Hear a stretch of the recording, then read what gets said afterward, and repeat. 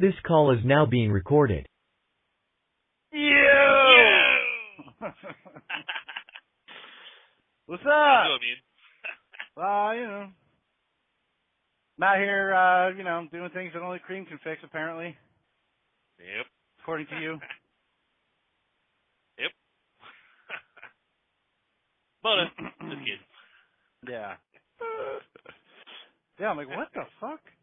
Because I did talk to text. I thought it messed it up. You know what I mean? Like, oh, no, that's right. No, it's everything I said. Exactly how I said it. Okay. Justin on one of those moves today, huh? Yep. Yeah, man. Just literally started moving. What do you mean? I think the construction crew were picking up the cones out of the middle of the road. You know, where you're slowly going behind them as they're picking their cones back up, so the whole highway is going like 3 miles an hour behind them. So like, this is awesome. They don't do it from the lane that they have closed. You would think, but either that or they're in the middle. You know, like because the cones would be like in the middle of the lane, so they might have both lanes blocked, or they do. I don't know. Oh yeah. Well, it might be more sense to do it that way. Yeah, it might be they have so many cones that they might have two trucks. They're both doing it. You know. No. Or they can't fill them. Just in your way. But, yeah. So it's like when I got getting off on the exit to head home yesterday, there was the right lane was blocked at my exit. And they basically this construction truck basically pulled around there and started backing up to the cones there, and had a couple guys in the back that were just reaching down grabbing the cones, and they were picking those up. I'm like, well, I mean that's one way to do it, I guess. You know, that way I guess they don't have to walk a quarter mile picking up cones. Yeah, I mean that's how you do it here. The guy like the truck is built for that. Like guys just standing down on like a platform that's lower to the ground. No, like on the side of the truck. You know what I mean? Just tossing cones in.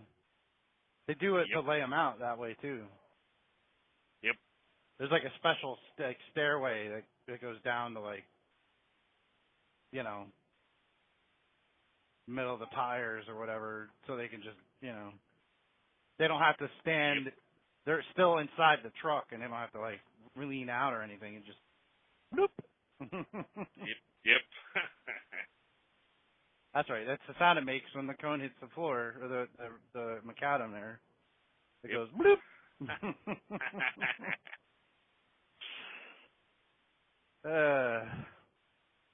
Especially if they land over one of them reflectors. I got slowed down the other day for that shit. They had 3 guys in pickup trucks with the doors open, and they're driving down, like they're in the right lane. Hold on, there's Chuck. Hey. Speaking of being in the right lane, Chuck. You're certainly not in the right lane. That's for damn sure. Oh, I'm not. Fucking I'm weirdo. in the hammer lane right now, passing all these slowpoke Rodriguez's over here. Chuck's like, I barely saw you, man. It's a little blur that zip by.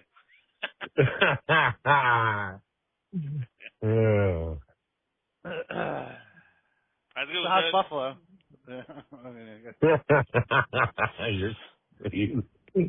You're out of control. Uh-huh. How's Buffalo there, Chuck? Didn't you go Buffalo yesterday? Yeah, I went to Buffalo yesterday. Didn't you stay up there? It was fun. I liked it. I enjoyed it. Yeah, I mean, there's no sporting events going on up there, so. Well, rather easy. Wow.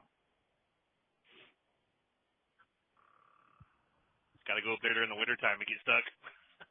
No thanks. Yeah. There's a downside. Little water.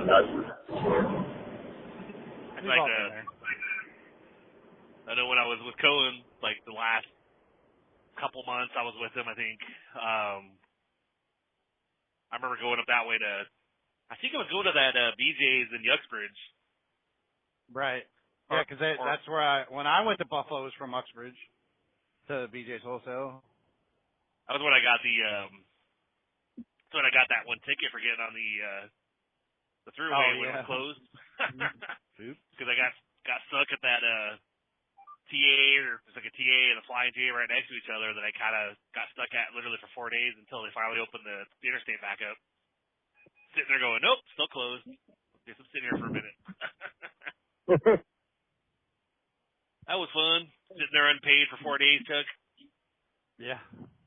Unpaid? Unpaid, because I was a contractor technically, so it was a lease purchase.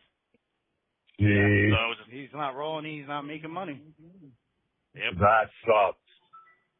I mean, technically that's how it is here too, but like I've had, there's been a couple occasions though where, whoever I'm working for might actually, something will happen. They're like, we're still going to pay you for today. I'm like, oh, cool. Like, I think. Yeah, they'll do that here. Sorry.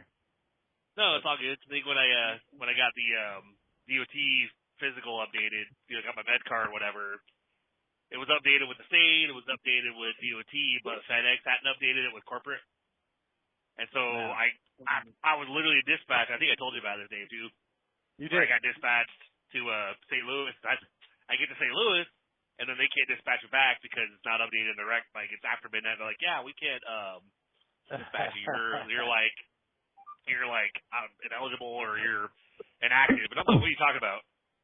Yeah, you're inactive. We can't dispatch you. I'm like, how'd you dispatch me down here then? Well, we don't know. Call the next. I'm like, I did. They said I was fine, but yeah. So the boss is like, well, I mean, you have a choice. You can just take off and bobtail back all the way back to Kansas City, and we'll try to figure this out tomorrow, or you can hang out there till tomorrow. I'm like, boss, I'm not staying here. I was like, I'll go home. Like, fuck it. I mean, it was unpaid. I didn't get paid for the mileage, but I just took off and bobtailed back, and that next afternoon, he messaged me at like 4 o'clock saying that FedEx still hadn't gotten their shit together and said, I'm going to just take tonight off too. I'm going to pay for the load. Oh, cool. All right. Thank you, sir. I appreciate it, So I was like, messaged the wife, hey, guess what? I'm unexpected paid day off. She was, that's cool. I'm like, yeah. They never did this shit in Nashville, but out here they actually take care of the drivers pretty good. Yeah, they kind of care a little bit. Yep. Yeah, they run us like hell, but they, we get bonuses and like I know back here in Nashville with my last contractor, we got paid a bonus like it was like once a month or something, like a safety bonus once a month, once every 2 months. Here they literally it's every week. It's broken down instead of the bigger bonus like $700 or whatever for every 2 months. We get like $70 here, $80 there, $110. It's like depends on how much miles you run and whatnot. Yeah. So it's like, we get these little bonuses every week. It's on our check to see like an $80 bonus, $130 bonus. I'm like, oh, cool. This is pretty awesome. Nice. But yeah, I was like, even my boss was like, I don't know why they sent you to St. Louis if it wasn't fixed. I don't know. I assumed it was good because I got dispatched and ran down there, and then I was there till like 2 a.m, kind of waiting for them to we're trying to get someone on the phone. I'm like, no one's going to get on the phone. It's like 2 a.m. No one's there at corporate or whatever. Yeah, no. Because he was like, yeah, you're good with DOT in the state, but you're just not good with FedEx. He was, that's bullshit. I'm like, yeah, you're telling me. Yeah, Tom Hanks is still on that island somewhere, lost. Playing with his volleyball. He's playing with Wilson. Yep. Wilson!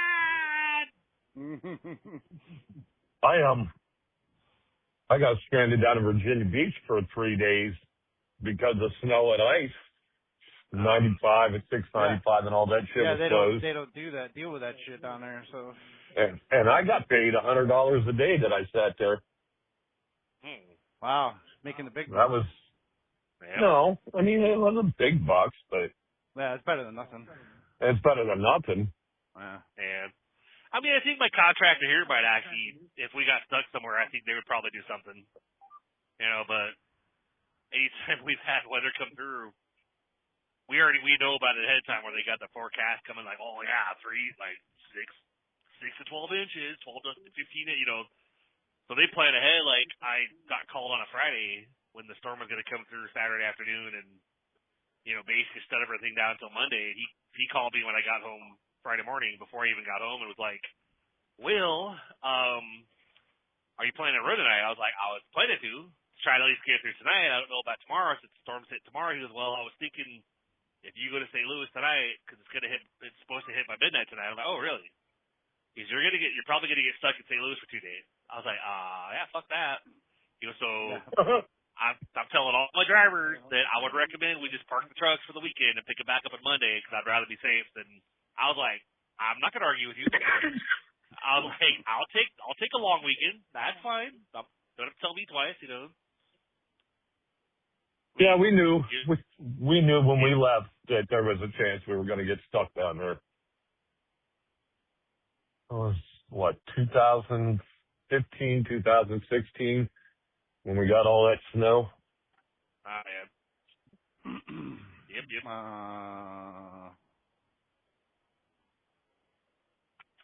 Something like 15? that. 15, maybe? Yeah. I'm trying to think. I think that's why I was stuck out in Connecticut with that TA. Yeah, it was bad. Yeah.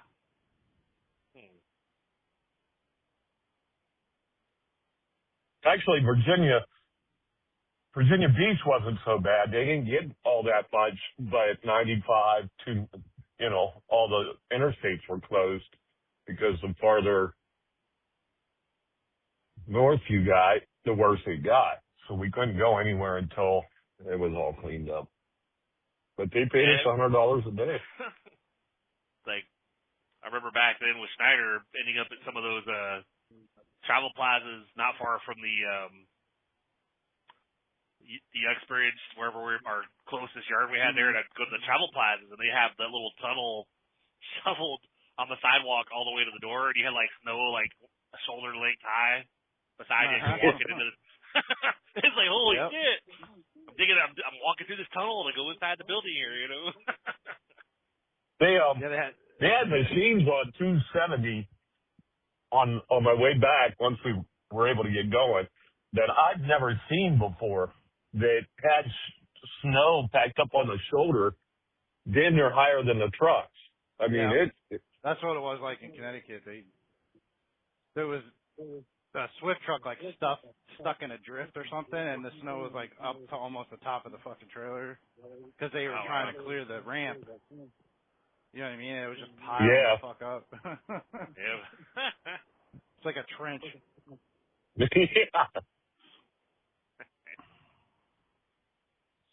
I think there's a Swift truck under there somewhere. Yeah. I sat in a Walmart parking lot down there in Norfolk for 3 days. At least you're at a Walmart. Yeah. Get food and whatnot. Well, they weren't open either. Finally, I think Saturday afternoon they finally opened. But I mean, we knew it could happen, so I had food. It wasn't like I was going to starve to death or anything. But man, was it ever fucking boring. And I was like 4 miles from my daughter's house, and they couldn't get out and get us. Man. Or get me. So. Oh, man. Yeah, Fun. Yeah. Fun times. Sounds about like, I might have been around the time that I think we hadn't been in Tennessee long, and I was driving for Interstate Distributor before they became Heartland. And I delivered down here in Lebanon, Tennessee, and I think I went up to like near, can't remember off the top of my head what the city is, but it's like right on the border of Kentucky and Tennessee right there. Portland, I think. Portland, Tennessee. And so there's a Flying J there, and I was going to pick up the next morning. I don't know what I'm doing. Son of a bitch. I remember parking the night before, and it was just raining.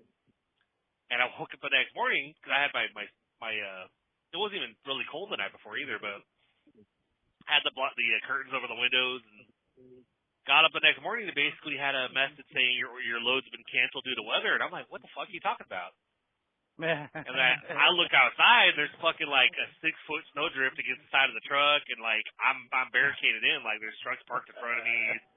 There's trucks that are blocking the road, like the interstate with a parking lot, and I was like, oh fuck. Denny's only had like 2 people working, so thankfully they were serving people, but they had like a limited menu, like they could do like sandwiches and stuff. But, I was literally like 40 minutes from home. And I wanted to go, this sucks. Like 2 days, sitting there for like 48 hours, waiting until, the snow finally cleared, whatever. And it was like, it sucks. And then basically I just, once it cleared, I basically just went to the interstate and went home. My goodness.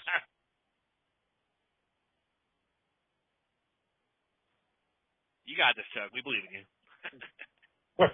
Thanks. Thank you. I appreciate it. Well, I don't know about Dave, but I'm here. Yeah, I don't believe a word.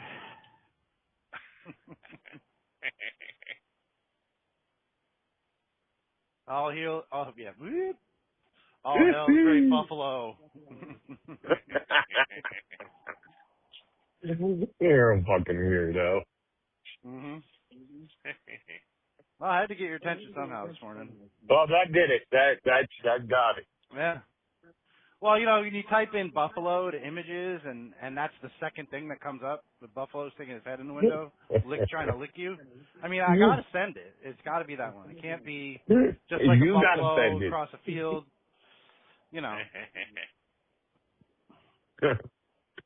I think you're taking that babe thing a little too far. I mean, I'm just saying. Well, I wasn't the one that. You're the one that said that, not me. Well, it was. I just ran with I didn't say it. It was the text. Whatever. That's the new way of talking nowadays, is texting. Oh my goodness. Nobody talks to each other anymore. They just text each other. Like, oh, I talked to so and so. Did you really? Did you call him on the phone and shit? Oh, I texted him. Okay. Yeah.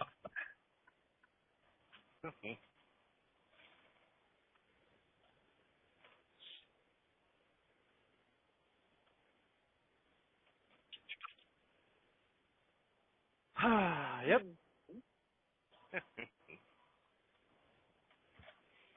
So it's Friday, right? We're out here doing our thing. Yep. Yepper. Did you come back from Buffalo yesterday, or did you actually stay out there? I couldn't remember. Well, I had to stay out. I didn't. Yeah. I wouldn't. I know it's iffy when they have loads that go up there at a Camp Hill, and some guys can make it up and back in a day, some guys can't. You know what I mean? If it's a single stop, if you're coming out doing like a warehouse or something, you can definitely make it back, or at least be very close. Yeah, but not like I had 4 stops. Yeah. Yeah. But you're on your way back, right? You got nothing else better to do, and then you're done. That's right. That's it. I don't go back in until Monday at 2:00 in the afternoon. Oh, good. You can get home early today. Let Deb out of the basement. Well, she's still down there. That mayonnaise thing was a major. I know, it's brutal. That was a major infraction. Yeah. Gotta take the chains off and whatnot, When I see you guys tomorrow at Paul's, I'm going to check her wrists to make sure they're good and marked up. Otherwise, you're not doing your job as a husband for punishment. Like, Deb, I don't see any road marks. What are you talking about? Oh, she'll know. She'll know exactly what you're talking about.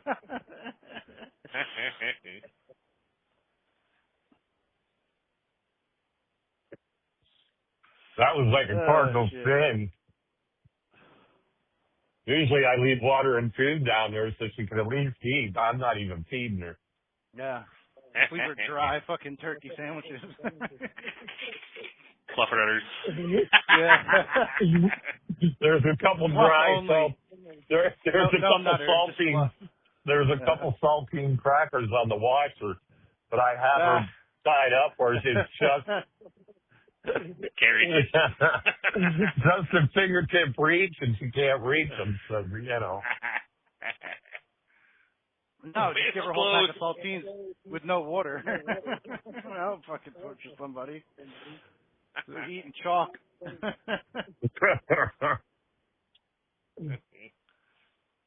There's a little bit of water in the sump pump. Okay, I mean, she can. And turn the washer on and put your hand under there. Babe, you're sick. You're a sick man. Oh, at least I'm not telling her to fucking drink the shit out of the sump pump. At least the water's kind of clean out of the washer, right? Yeah.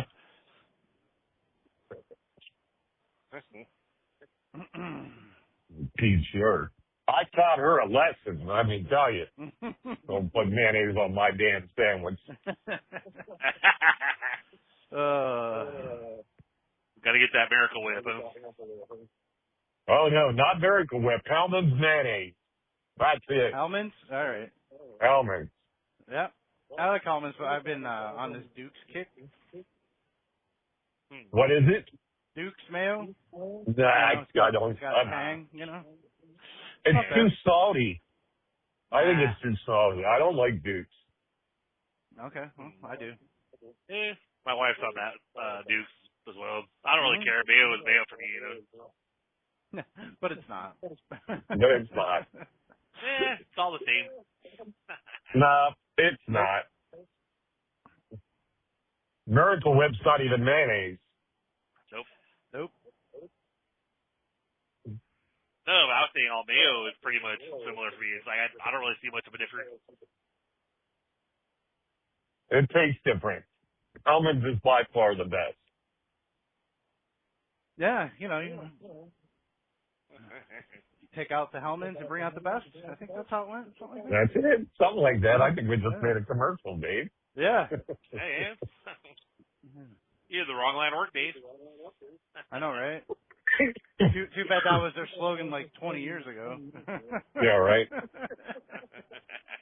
20 years too late for that one.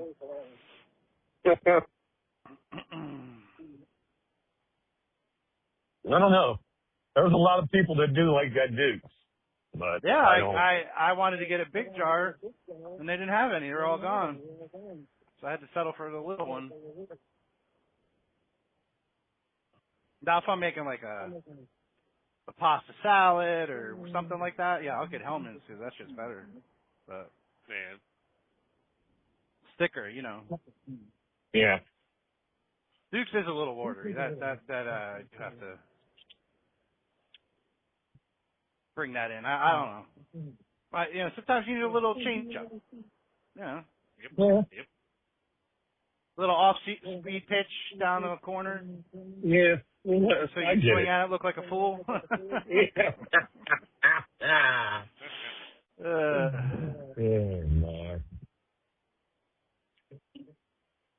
I mean, your Pirates did okay against my Yankees. They split the doubleheader, so. Yeah, I don't know what happened the third game. Well. 2-0. Can't win them all, Chuck. Well, they're close. The Pirates are very close to being a contender. Yeah. They're not there yet. Yep. But they are close. They were close. I was impressed that they didn't get blown out by the Yankees. I mean, they held their own. Yeah.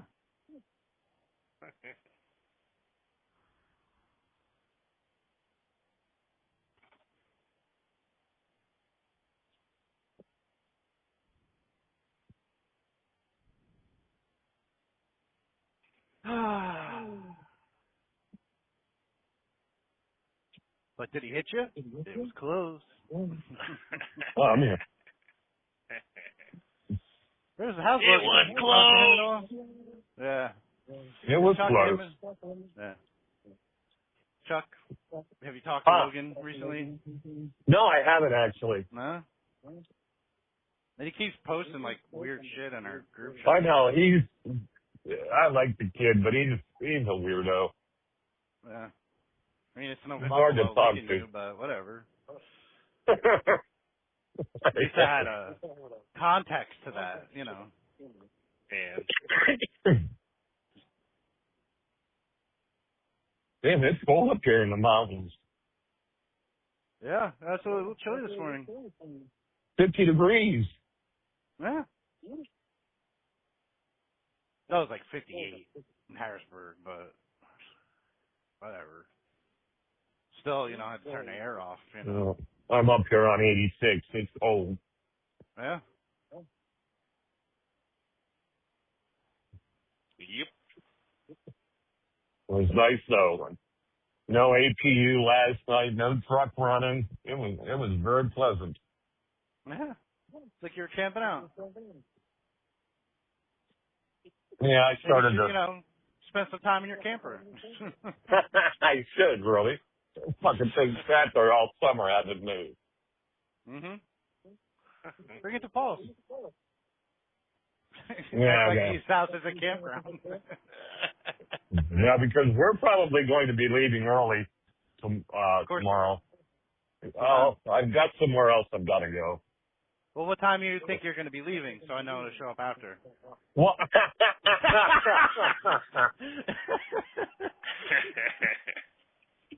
No, because I don't know. I might not be getting there till later, you know, because I got to work. What time? So. What time are you getting there? I don't know. Whenever I get done work, we can get the girls and stuff. Yeah. No, you're a pain in the ass. I know. I told you I already talked to Paul about it. He said it was cool, you know, if I showed up at like 3 or whatever. Yeah, we're probably going to leave around 5, so if you get there at 3, we'll still be there, should be unfortunately. yeah, we'll definitely be there before 5. Okay.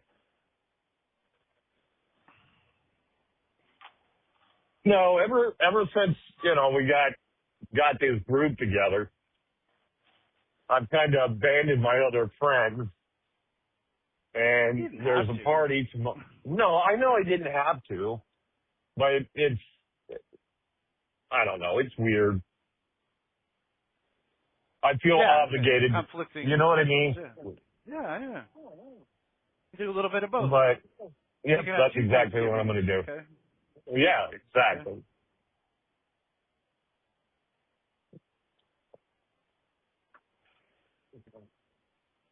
Oh, yay.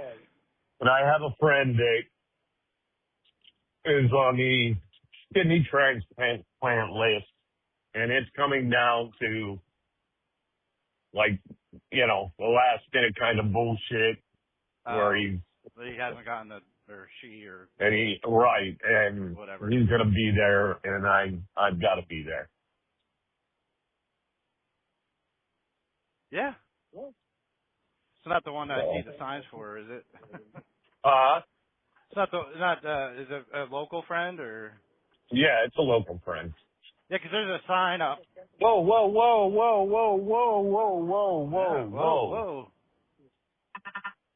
Holy fuck. I don't know where this guy's going, but when he gets there, he's not going to have any of his fucking tools. There's fucking shit flying everywhere. That shit just flew out of the back of his fucking pickup truck. Uh-huh.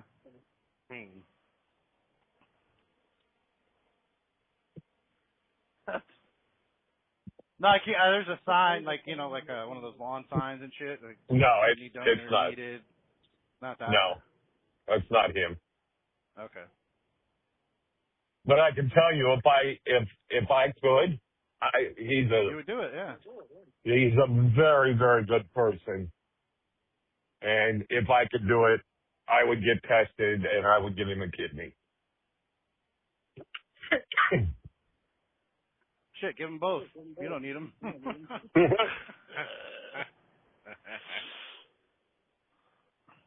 Janelle is actually the female version of this guy.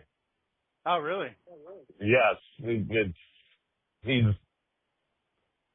a good kid, good guy. And I know I'd love to add him to this group, but it'd be a nightmare. It'd be a fucking nightmare. Yeah, chaos, huh? Well, that, and I'll be dead next week, so that's pretty sad. I mean, I just got to put that out there. He's very, what's the word?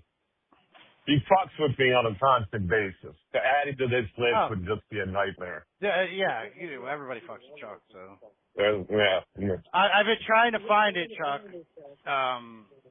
And you're gonna. I hope you're gonna laugh when I do find it. I'm sure. Found it yet. I'm sure. But tell me your plan. No, it's something to mess with you, But I can't find it like in a GIF or whatever. And I don't want to send like the actual video because it's like a YouTube video. I'm trying to find it outside of that. But, I'll be excited. Lucky Chuck. Okay.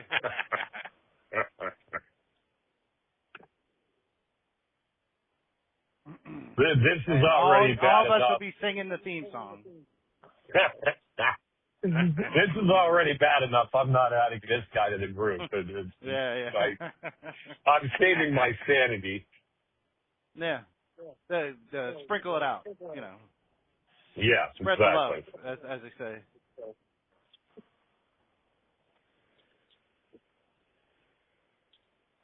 We could have him in here. We could have John in here. And yeah. Logan, yeah.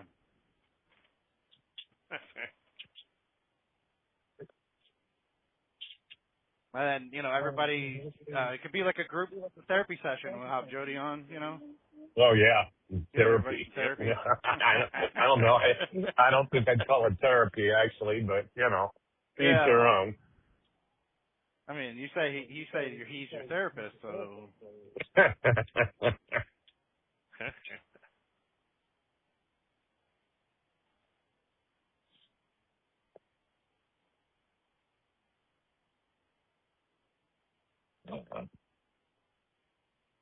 Ken's a good guy. He don't deserve what he's going through. That's for damn sure.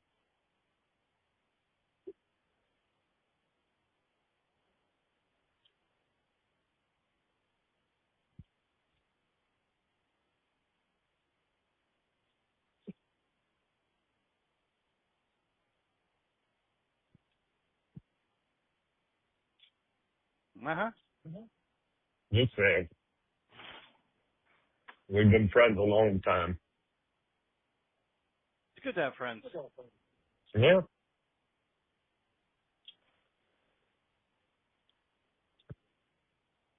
I think it's pretty cool. Just about every place that I've driven truck, I've left with at least one friend that still exists. Yeah, for now. You know what I mean? Yeah, I do. I mean, Chris is a great example of that, right, Chris? Say what I do? I'm kidding. Yeah. Yep. I mean, we met, back in 2012 in Schneider, Yep. I don't think we have I think I saw a photo on my phone about our two trucks parked in the rest area that we met up at. Oh yeah, that was Ohio? Was that Ohio? I don't know. I think it was Ohio. Yeah. PA or Ohio, one or the other. I think it was one of those where you could get off from both directions. I think you were going towards PA and I was going towards Illinois or something. And we happened to hey! Well, we actually became friends harassing the girls in the office. We'd take, we'd both come in early in the morning and we'd tape up their desks or we'd do something stupid. And then we turned on each other. And I'm telling you, he got me better than any person has ever got me in my entire life. But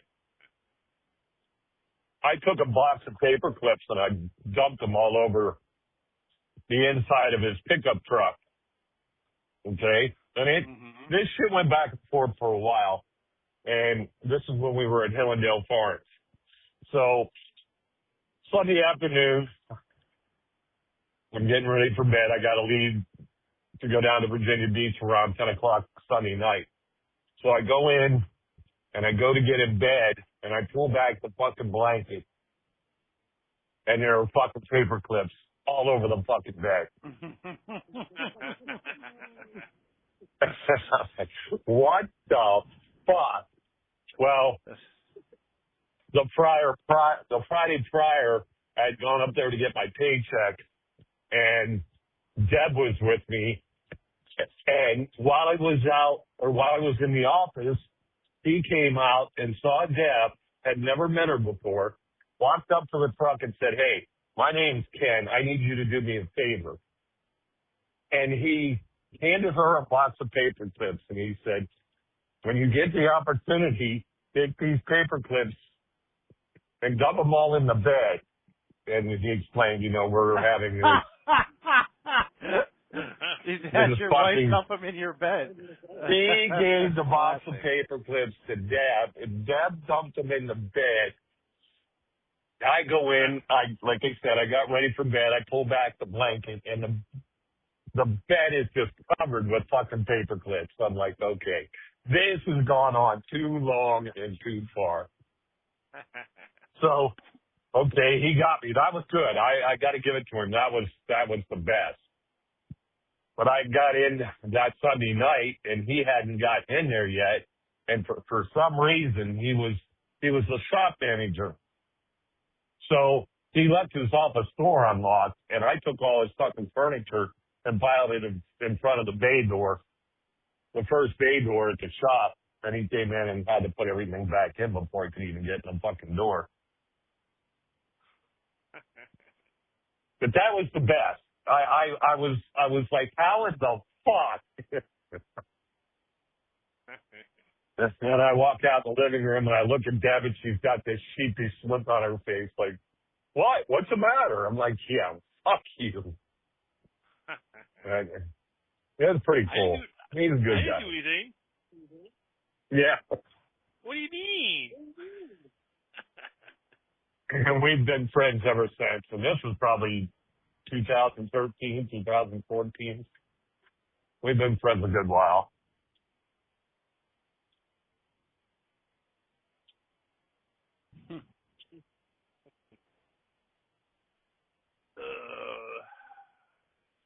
Got me good.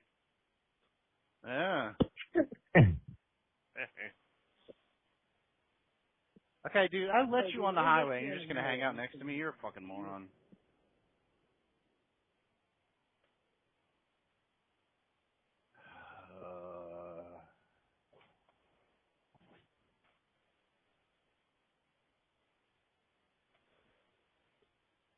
Yep, still there. It's like when they got those pranks they play on each other where they put the plastic wrap in the doorway and stand on the other side like the spouse tries to like duck underneath the plastic. You're not going to get me. They hit him in the face with a pie. And then they go to chase them and they still run into the plastic wrap. It was funny as shit. I never even imagined. I pulled back that blanket. There's fucking paper clips all over the fucking blanket or the bed. And I'm like, how in the fuck? Depending on how tired I was, I'd probably end up just like brushing them on the floor and saying fuck it and going to sleep. Well, I cleaned them up, but I'm telling you, he got me. It just caught me. I'm like, what the fuck? How in the fuck? Yep. Could be worse. You pull the blankets back and it's like mousetrap. Well, shit. He's a good guy. I'm sending you both a picture. This is a prank we pulled on somebody way back when.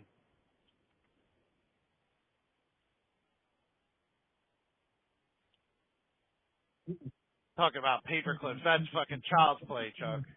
Well, yeah, I get it, but It's The it's idea. funny. It was funny. Send you a picture and you all can look at it and be like, holy shit. The fuck do they do? They're like How long is tape it going all to over take to get the picture? I don't know. Did you get it yet, Chris? Yeah, like, what is it, like tape all over the car or something? Yeah, it's Post-it notes.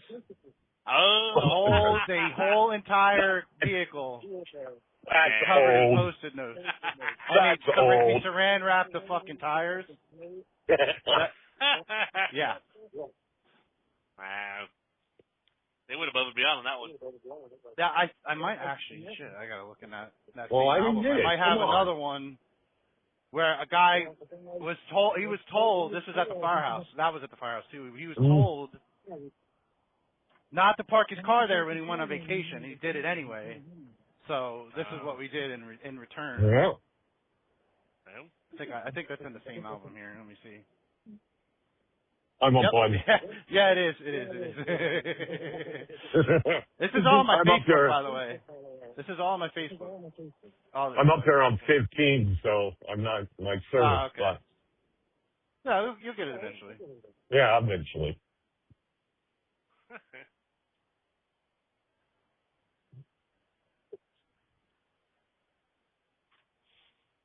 So Chuck, did you just switch to AT&T with your phone, or did you already have it before you got the new phone? No, I had the AT&T.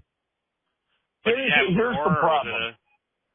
it Here's the problem. So I wanted the iPhone 17, right?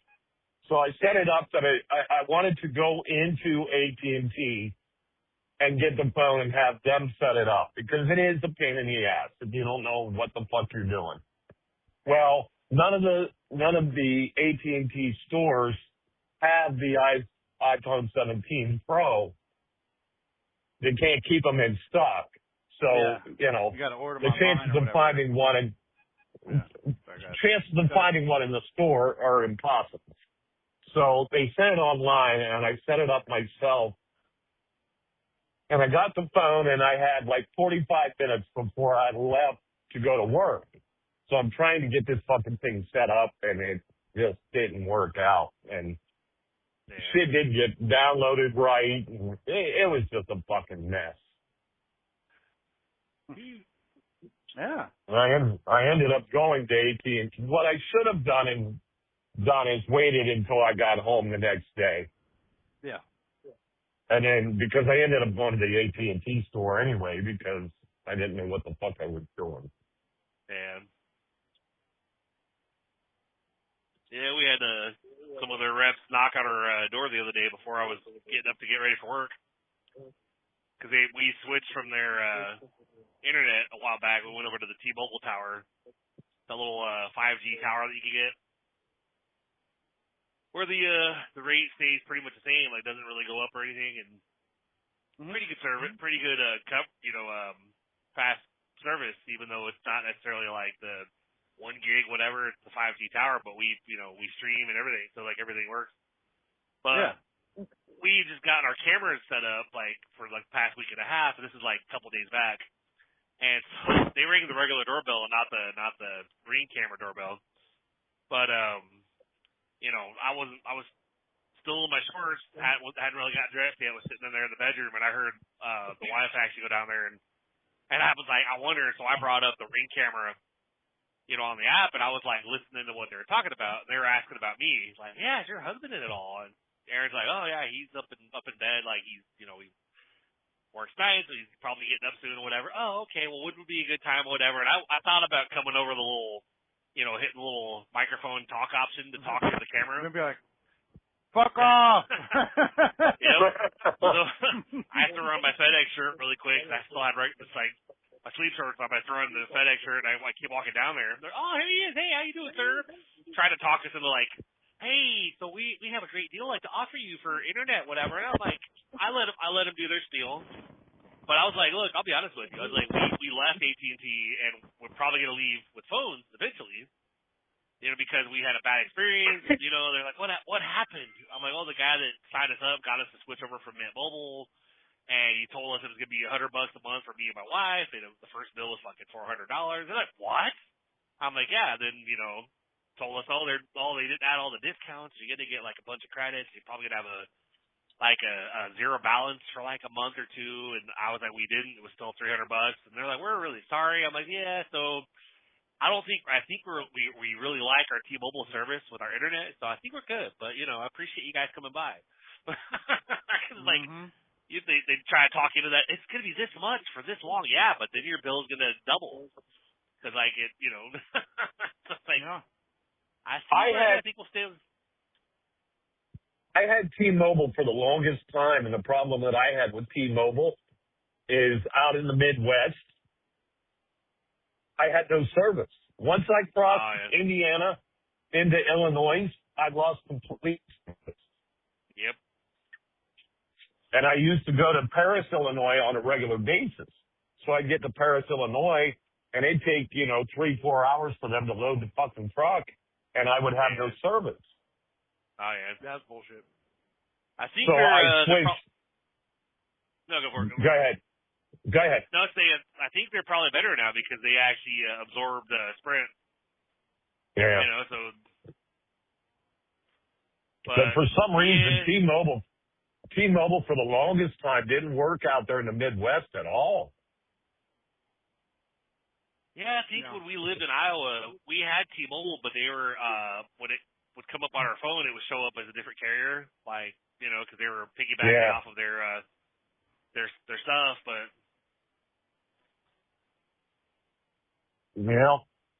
I mean, I like AT&T for like the service is pretty good as far as the coverage goes, but like I'm either gonna. Like, whenever we get the disability set up with the VA, get the back pay and all that stuff, I'm either going to buy his phones outright, switch us over to Mint Mobile, pay for a full year, or at least pay our phones off with AT&T to drop our bill down so that we're not paying the phone charge as well. But I thought about switching us over to, like, T-Mobile or one of those other carriers because we're paying, with our phone charges right now, we're paying like $340, $350 a month right now. For 3 phones, and I know if I pay them all off, it'll probably be like $250 or something.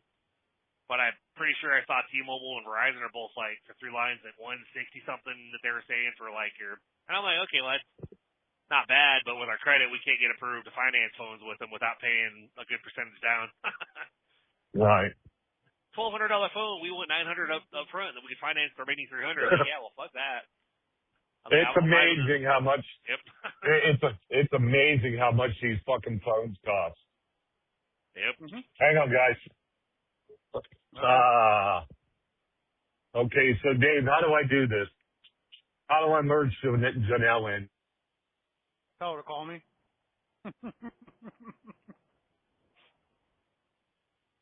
Otherwise, you'll lose the call.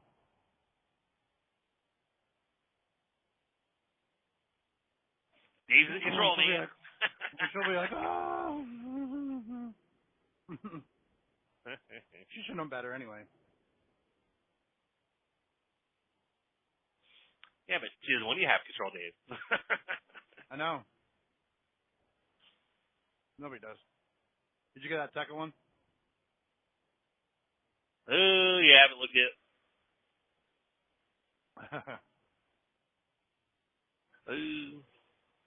Let's see. What is that? Let's see. Like was that the plastic eggs or is that it's like those are balloons. It's a pop-up tent. We put those like easy up tents. Yeah. Put it over his car, saran wrapped the car inside the tent and filled it with balloons. Oh. That's awesome. That's cool. I mean, this is before like the internet. You know what I mean? Yep. But you had to do things like that to entertain yourself. I mean, I mean, the internet wasn't what it was back then, and whatever. Yeah. I forget, what is that? 06? Was it 06? I can't. It's the date's on the picture. Yeah. Yeah, those are the years where we technically, if you accidentally hit the wrong button on your phone to have it connect online, you're like, shit. because you get charged for it. Back in the days of the Nokia.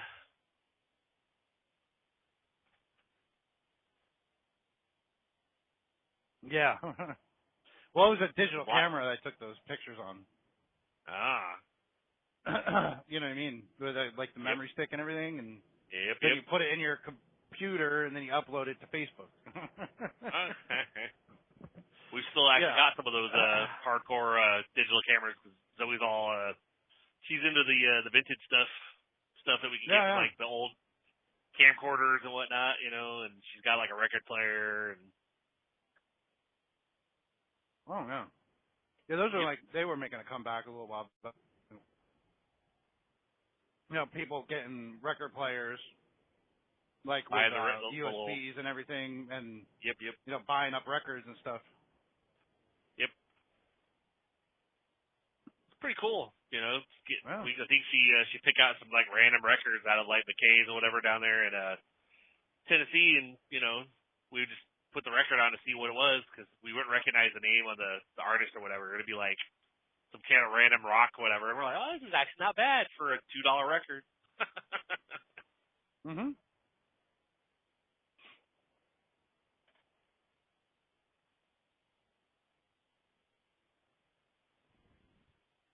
I don't know what happened to Chuck. It should have been 2 seconds. Call Dave. He tried to merge and then probably disconnectable. No, he's still here. According to my phone. Whatever. Yep.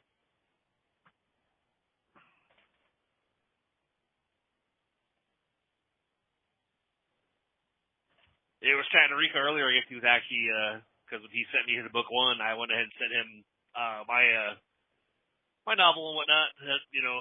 Right. And, yeah, so I guess he was actually reading that a little bit today. He goes, I'm reading your book. He's like, oh, man, this is really good, man. He goes, I'm up to the part where like, such, you know, where the room, they saw the room was destroyed or whatever, and I'm like, oh, okay, you're still in the prologue. He was the prologue? Like, that's not the prologue, because my prologue is pretty long, and he's like, I thought prologue had to be like really short, mine's like nothing, and I did not Google necessarily. search. I was like, no, it just has to lead into the main story or whatever, and he goes, oh, okay, so yeah. Yeah, usually the prologue's not like the main characters or whatever, but it tells us. It tells something about the story or what's about to happen or something that had happened. Yep. Or something that, you know, sometimes leads into the main narrative and stuff.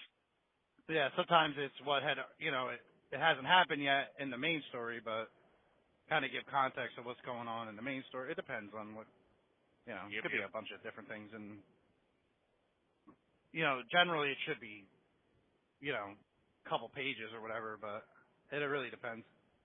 And well, because basically what I did was some of the there's one of the Storytime Friday segments I did that with you know Michael and Maggie or Michael and Margaret or whatever. You know, because because when I started the book, it was back in like 2011, and so basically like you know Allie and Zoe were pretty young at that point. You know, like Zoe was probably 3 or 4, and Allie was probably like I don't know, like 11.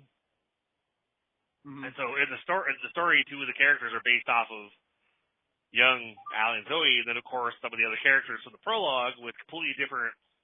They're technically different, but they're actually Lexi and Riley. They're kind of based off of older, you know, Allie and Zoe. There's Grant, of course, but like they're all tied together because the character, like the guy, like Michael from the prologue, is technically the brother of one of the main characters in the main part of the main book, the main part of the story, or whatever. And I was telling him, I was like, oh, trust me, you're gonna. I guess you're like Michael's based off you, and yeah, but watch, you're gonna pick up on how I did it as you get into the main book and work your way through it. I was like, it'll be pretty obvious to those that know me, but those that don't, it'll just be like just think it's multiple characters. You know, right? Well, there's Goldberg over here and there's Dave over here. You know, they're related somehow.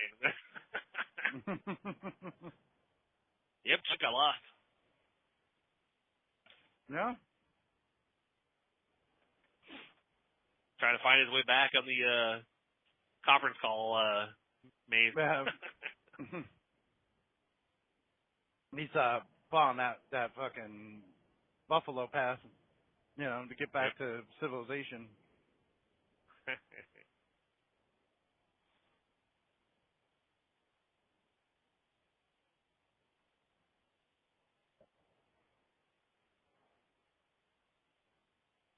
Yeah, I freaked Zoe out earlier because when I got to St. Louis, I got the motion detection alert on the back porch because lately Zoe's been putting Nala out in the garage, like opening the garage part way, like a couple feet, so that way she could go out in the front yard, pee, and come back in, and that way we're not wide open. Because if she's back at the back deck, she'll headbutt or whatever the glass door, basically. I want in. And so they give in, and then basically they'll bring her in and then take her out front so she can't like hit the door or whatever. And I'm like, yeah, but save her out back because at least we don't have the garage open, But we have cameras, but we have a camera looking out front, so like I'm not too worried about someone walking up, especially if there's a big ass dog out there. But I guess she had her out back, and so like I got an alert most of the text, blah blah blah, and I saw a little still image that showed Zoe out there with the dog, and I was like, okay, I'm gonna bring up the camera because we can talk through the camera. Yeah. Hit the little microphone or whatever. And so, but I was trying to bring the camera up to try to say something through it. Hey, Pug. But of course, it took a while to load. So like by the time it loaded, I saw that the gate was already put back in front of the steps, and she was already inside. So I was like, okay.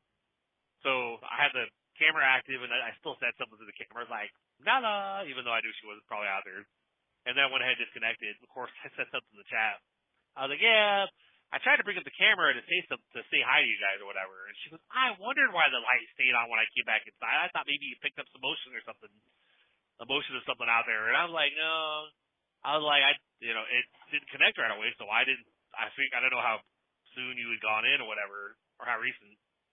So I didn't know if you were going to see it or not, but I was like, I was just trying to see if I can catch it, but it was slow to connect, so I missed you, But she's like, yep, the house is locked down or whatever. I'm like, all right, cool, Yeah,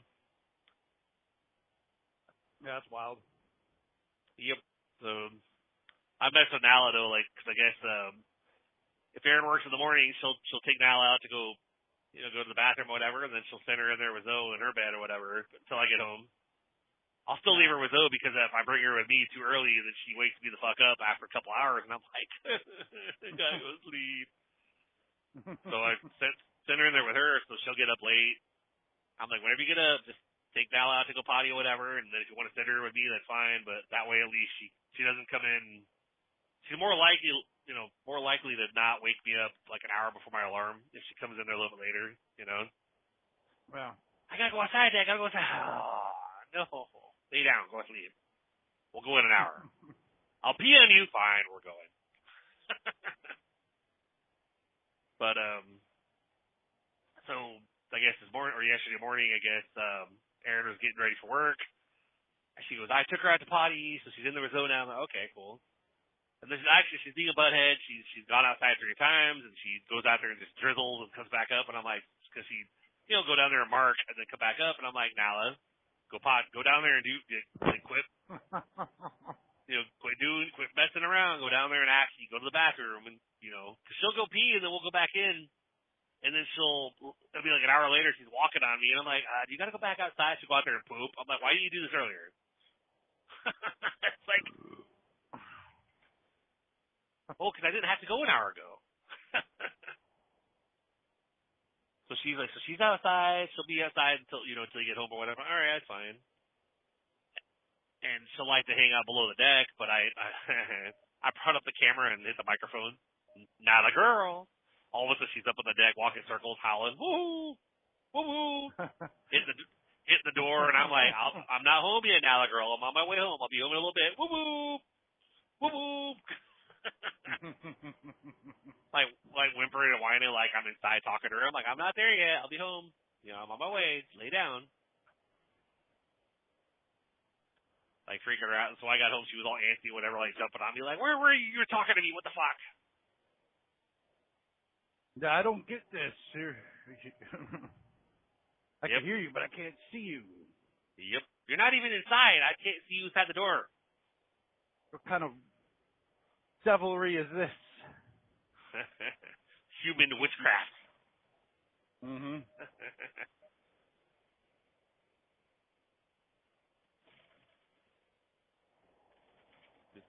Chuck still connected? Yep. Oh, wow. Poor guy. He probably switched Technology over. He goes, gets I the don't. best of him. Oh, hey. What the hell? Janelle called, and I had her on the other line, and if I merge, it's going to hang up. Yeah, well, why didn't you tell her to call me? Well, we were talking about Jeremy and all that Oh, stuff. yeah, we don't need to hear that, yeah. Private. I get it. Yeah. Then she's not on like the call, right? Yeah, it's not like we're on a recorded line or anything, you know? Yeah, no. Nope, not at all. No, but I don't know. No, it's all good. Could add sound effects to, like, you know, filter out, like, every time there's something mentioned, be wah wah. Yeah, wah, wah, wah, wah, wah, wah. But I lost her in the woods, so. Yeah. Well, she's going to call me when she gets the service back? When she comes back, I'll tell her to call you. Okay. Hey, look, it's the Stevie Wonder Institute for Trucking. Hey. See what I fucked up today? Yep. What I get a kick out of is whenever I see a Sierra England trailer and it says highest pay in the industry, I'm like, oh, yeah, wait, they're serious. They're not joking. Yeah. Highest pay in the industry. Get the fuck out of here.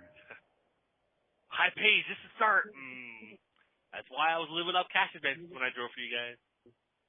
Mm-hmm. Of course, I was a contractor, so I'm sure employees probably get paid better than contractors do. We got nickels and dimes. Yeah. Hell, their lease purchase arrangement was even after you pay off the truck, you still had to then pay that big ass balloon payment at the end. Yep. And I was like, yeah, I'm good. It wasn't cheap either. I heard it was like you're paying like on that truck for 5 years, and then you got to pay like a $30,000 balloon payment or whatever. I was like, yeah, who could do that? Please. All the other ones, like I'm working on that. I'm working on that VA shit now, seeing if I can get anything. But at first, I thought it sounded pretty good, but I don't think it's going anywhere. I thought you said you were getting 70%.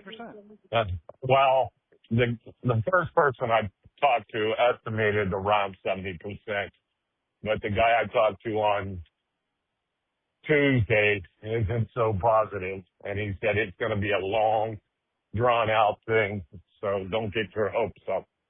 Huh. But you need to hook them up with your people. Yeah, because the ones I'm going to be working with, they actually you do a little survey with them, and they tell you which things that you'd be likely to because they gave me like a list, like a couple different symptoms that I deal with. That they're like, yeah, if you apply for this, this, and this, like you're likely to get bumped to 100%, but it might be close. And I said, well, they mentioned one or two of the things like blood pressure or something else, and I was like, well, like would it make more sense? Because they said, well, if you fall short, because they said any the way the VA rating thing works is anything at that 5% gets bumped up to the next 10%. So like 85, you get bumped up to 90. So that's for your rating or whatever. So I get to like 95, I'll get bumped to 100. I think I'm at 80 right now. I think I might have been at like 75 or 76. That's why I got bumped to the 80% combined rating. But it's one of those where I have to pay like a one-time upfront fee with them, and it's like I could have done I think I could have like do one less of the one less of the claims, you know, the file that I would do or whatever, and I would have paid like $1,500. But you know, I figure I'm gonna basically everything I could possibly go for. I'm gonna go ahead and you know file for everything. And that way, if I get a little bit less of a rating on one of them, but I get a higher rating on the other one, I'll hit that 95 and get bumped to 100. Because I don't want to have to refile again. But they seem pretty, because I can let Dave know what the name of the company was, is or whatever, so that way he can forward it to you. Because I worked with another one that basically it was a really long process with them, and I kind of blew them off because they ended up paying $7,000 or whatever for. After getting approved, I was like, yeah, I don't have that. Hang on, I'll tell you who I'm working with.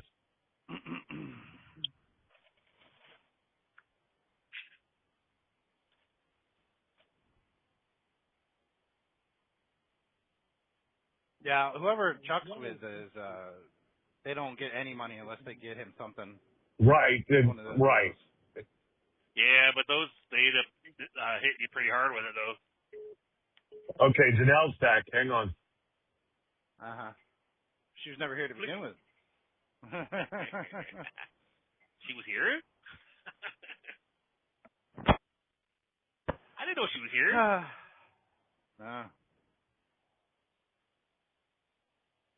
Off in the shadows, silently observing. Well.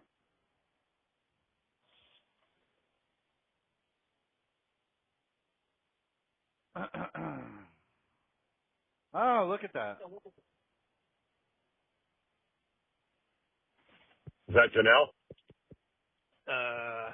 Tim? There we go. Hello. Welcome. Hey. Hello. Welcome back from the trees, or welcome from the trees, because you were never here in the first place. Yes. Chuck wanted to keep you all to himself. That's Apparently. what he said. That's what probably he said. what he said. I'm putting my Monopoly money on it now. Yep. No, I can't. Oh, Veteran Nexus, Chris, is the name of the company. I got you. Obviously, that's not Yep. what you used. Nope. But I'll forward it whenever I get a chance. I'll forward it to you, Dave, so you can forward it to him. And well, you have his number now. No, I don't think Chris and I ever. I sent you both a message in a group. Okay. So you have each other's Calm down, Dave. Don't I'm get excited. I'm in control. I'm in control. Jesus, God Almighty.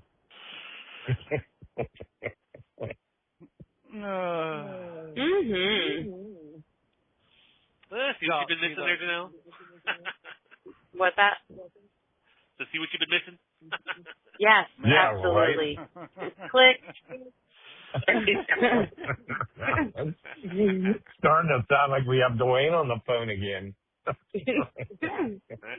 don't have an air horn. Otherwise, I'd blow it. You won't hear. It's very rare that I use that. I say that for special people. Like Tesla. Yeah. Corey sends me a text yesterday morning. He's like, watch my video around 8:03 to 8:05. He's like, the Tesla's death wish. I love it. A Tesla kept creeping out behind his trailer because I put it on the driver's side cam and the forward, and kept creeping out, trying to pass him. And finally he goes and does it, and like one of those little work vans, like an Amazon truck, but different company, comes up over a little hill, almost fucking smacks him. Nice. Jesus. Oh, I mean, I watched it. it 2-lane road. in like he was on 272 down near Peach Bottom. Yeah. But I Saying hi to SpongeBob. watched it. Yeah, I watched it in like the blocky slow mo browser part, and then I saved the video when I finally found it. Took it forever to download, but when I watched it in slow motion, it didn't look terrible. But when I watched it in real time, I was like, "Holy fuck!" Yeah, Dude right? almost hit him head on.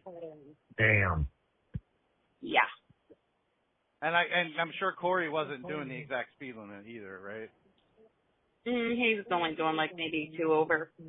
Yeah, but still, people fuck around, you find out. Yep. Mm-hmm.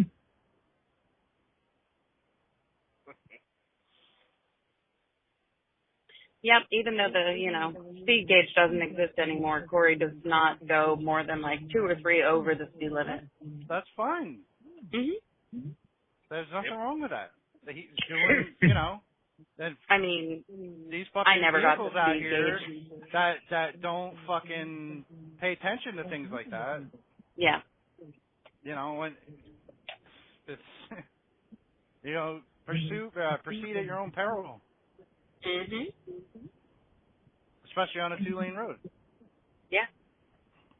I mean, now granted, it was a passing zone, but he didn't have room to pass. Yeah. But he had tried numerous times on the double yellow before that, so. Oh, yeah. Yep. I'm a Tesla. I got it. Oh. Mhm. I think this pickup truck has a wire glitch or whatever because literally their right headlight is flashing. It's like I thought they're flashing their high beams and low beams, but it's just one light. Or they have an aftermarket light in there that it's not set. It's not the right headlight. Yep. I see that a lot The now. turn signal's plugged into it.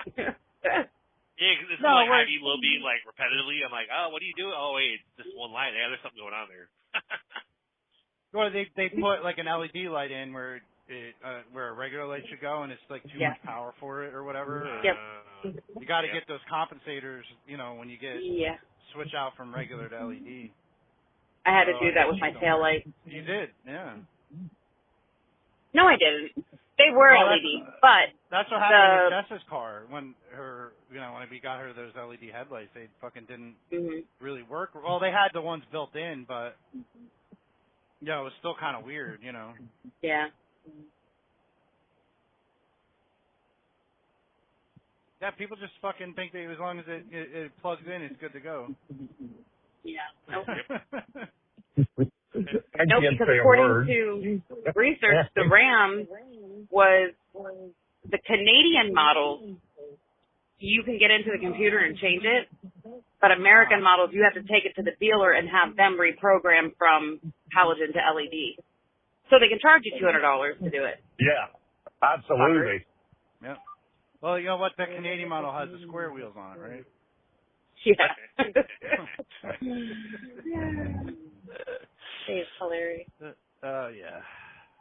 I installed the trailer brake in my pickup truck and got everything done, and I couldn't find anywhere to have it programmed. I ended up having to go back to the dealership. They charged me $350 to program that brake Good system. Lord. 15 minutes. 15 fucking minutes. Yeah. Okay. I think we're in the long Well, run. actual work probably wrong line of work. like labor is like $50, but it was $300 for them to log into their computer. It's insane. Yeah. Yep. What do they care? You wanted to be sure you could stop that truck with the trailer on, right? No. Yeah.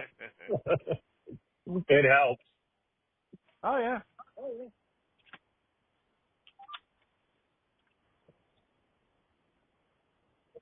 Brakes are for amateurs. Yeah. Trailer brakes are for amateurs. Just put your feet down like Flintstones, Gross, why am I so early today? It isn't even 7 o'clock yet. And I'm already in Annville. Oh, my goodness. Well, it's Friday. You're just excited to get in there and get the fuck out. Yeah. Well, okay, so everybody's going to be there today except for Patty. But as I was telling Chuck earlier, I made a little thing for Aline since today's her last day. Right. It's a little Highland cow planter, but I did it in copper filament, so it actually looks really cute. I snatched a succulent out of the pot out front and put it in there. And Pat requested a velociraptor for Adam, so I made that last night. Very good. Who is the rocket pen for? Or is that? That's Jeremy's. Oh, okay. Yeah, with the Master Chief. Oh, That was pretty cool. I know, it turned out really awesome. I want to make my own, but I printed Wonder Woman. Yeah, is your mom? On my desk. Somebody asked for that. Forget. No, No, it's you mine. asked for that. Yeah. Mine. No, so you, for Eileen's last day, you're just going to play, Jesus Christ, I lost it. Sexy's Midnight Runners all day. Yeah. Come on, Eileen. Oh, I swear. But it's Eileen. You mean everything. All day on a loop. Yes. That's what Got I it. Totally gonna do it now. No, not. Or just have AI change it to alien, you know. Just make it fit.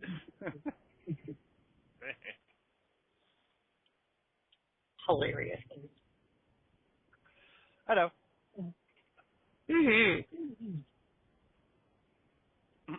You know, had to get a song in there, so. Well, of course.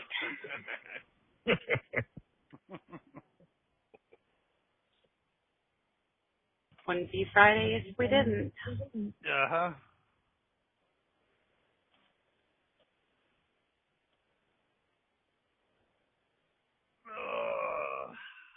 Yeah. Nice. It's only 54 degrees this morning. Mhm.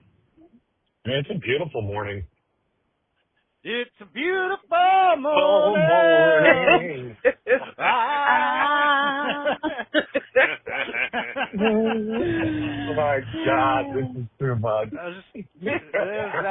That one was cocked and ready to go. Chuck's like, my ears are bleeding.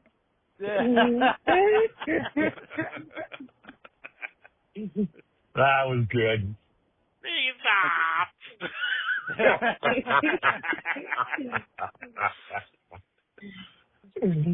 Oh shit.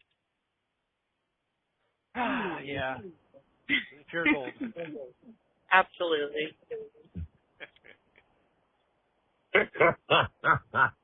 And you're probably not even recording it. See? No, this is recorded. Say hello. Hi. I mean, at least, it was. Probably just all dropped out just now. Right. Yeah. Everybody just said, yeah, Always. I've had enough of this. You blew their Fuck them speakers to they in. can. Yeah. Fuck them. My headphones died. Yeah, you should all get heavies then. For $300 fucking dollars. No. I keep seeing the ads. I'm like, oh, I should check these out. $385. Are they fucking kidding? You got the love. You got the love. Yeah, but they don't sell them at Love's. Oh. If they sold them at Love's, I'd fucking get them.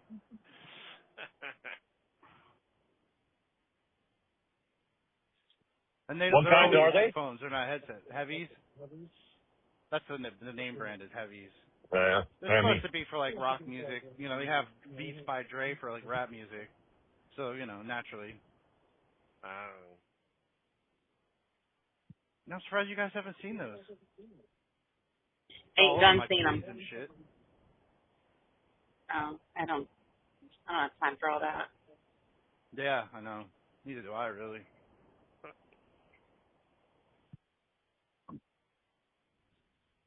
I'm too busy just chasing that next print, Yeah. Yeah. You gotta mainline some fucking 3D printing, yep. Mhm. Uh-huh. Gotta get it in there. What can I do next? Yeah, it's real. Like, the print that I started last night, since I did it in a PETG filament instead of a PLA, it added like 2 hours or 3 hours to the time because it has to print slower and hotter. Mm-hmm. And I'm like, fuck, it's not going to be done by the time I need to leave now. But it's going to be done like an hour afterwards. I'm like, fuck. So I don't know if. Well, that's what you get for slower and hotter. That's how they like it.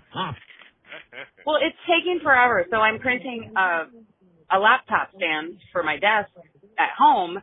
So when I work from home, I have a place to put my laptop other than just on the desk, and I have room for other things. So. Right. Pretty soon you're not going to be able to get in the door at Janelle's apartment.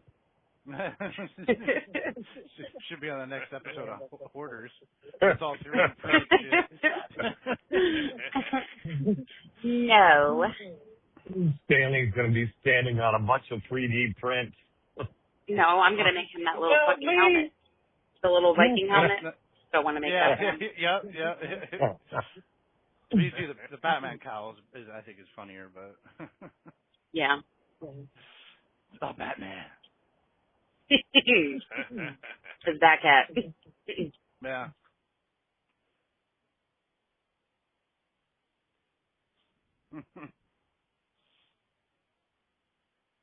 That one skit. Hi, I'm Batman. What? You want me to say?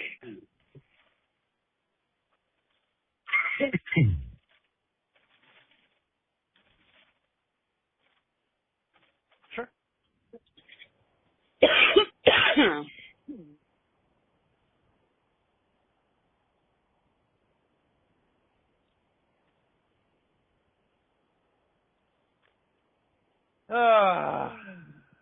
Ooh, you never saw that, Dave? Little police lineup skit, whatever, where they got like Batman with 3 other guys lined up or whatever. And oh yeah, right. No, I did see that. Yeah, he's thinking that's not. Do it in your regular voice. Yeah. Something like that. Yep. Number 1 hit. I'm Batman.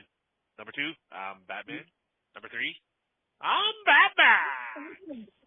Now, come on, use your real voice. This is my real voice.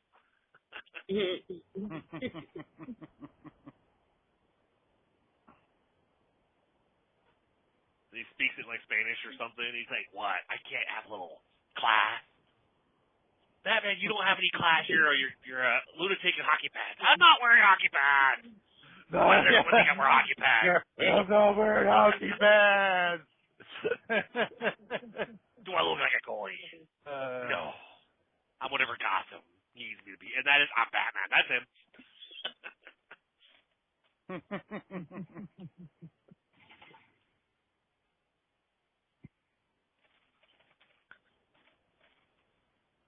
Yep.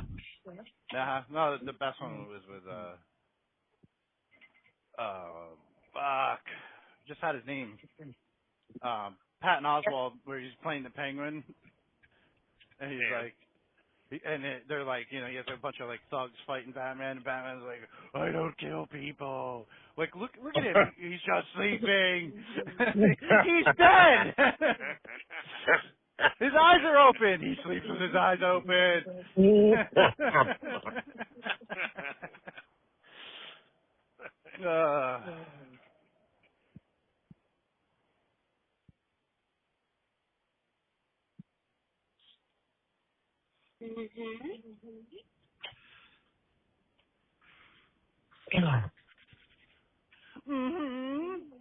I feel like I got the shit beat out of me.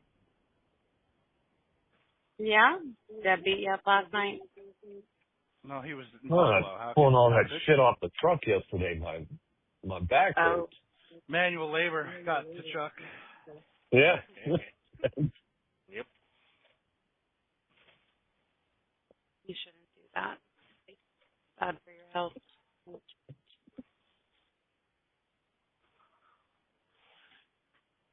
Yeah. Like, lift with your legs, Chuck. Yeah. It's not limping, though. It's pulling. We're going to have an in memoriam for Chuck Bobuck. Manual labor woes.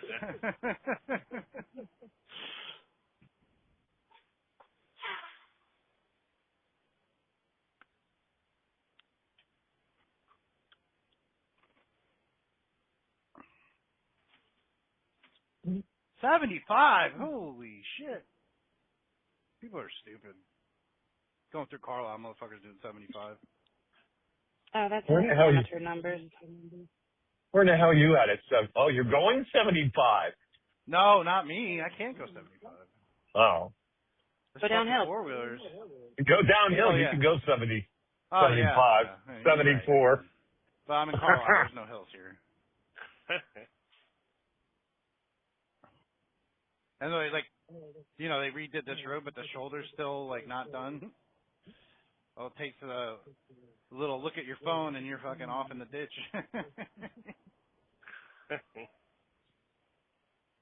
I mean, it's so much nicer now since they redid this whole thing from Absolutely. 47 to 52. Yeah. And then they'll have this done, and then 2 weeks from now they'll fucking rip it open again to fix some. Right, they're going to tear it all back and forth. Yeah, of course. Put in speed bumps. Yeah. Well, that's what they had the inverted speed bumps before. Driving fucking over a washboard and shit.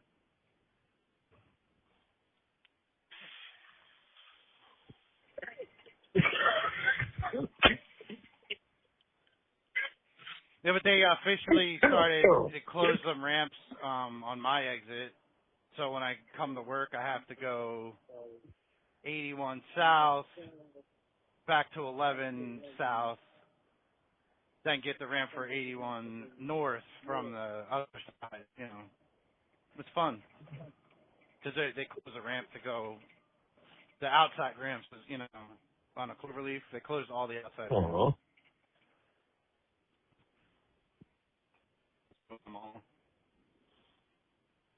It's really a fun project. Yeah, I'm coming over because this truck's about to get on, and he's not gonna fucking step on his brakes. That's for sure. Of course not.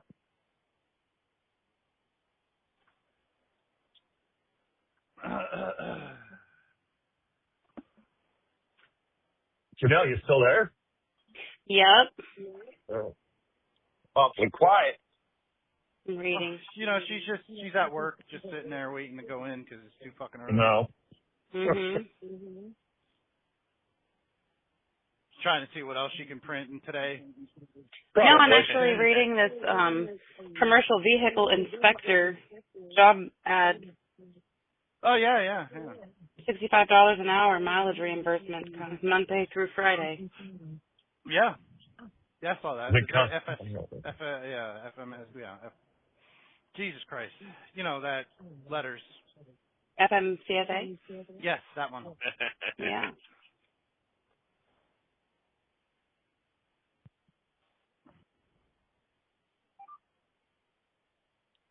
Is that the one for Kiner? Posted some jobs or whatever.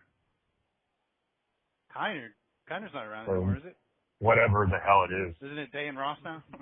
Day and Ross, that's it. Yeah. I saw that too. I want to be a security guard, a security. What the hell? Who called you? I want to be that guy. Yeah, right. I want that guy's job. Mm-hmm. Now I'll be able to do it better than him because I know how to drive a truck. And know that you don't have to pull diesel out of the tank to put treatment in it. Yeah. I asked around, Chuck, because I know, I asked some other drivers, not giving them the context of it. Yeah. And they're like, yeah, that's what? You know what I mean? Yeah. No, you just pour it in, Right. You don't have to pull diesel out, fix it, and dump it back in. And again, they never saw him dumping the fuel back in the truck. Yeah. Yep. So, that blows that kind of out of the water to begin with. Yeah, it's just a funny story, obviously, that motherfucker's stealing diesel. Yeah, I would imagine he's probably already gone. I think Probably. This was kind of like the tail end of the investigation. Yeah. Yeah. Get all their facts straight in case it comes back to bite them. Mm-hmm.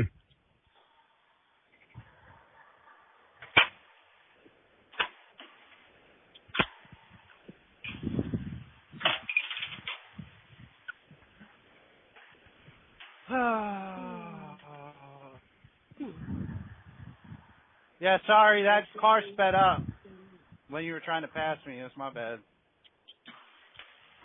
Now you like, let the cruise control like drive you around and shit. The car speeds up and the truck speeds up and the guy that's passing you can't go that fast. Sorry, buddy. Yeah.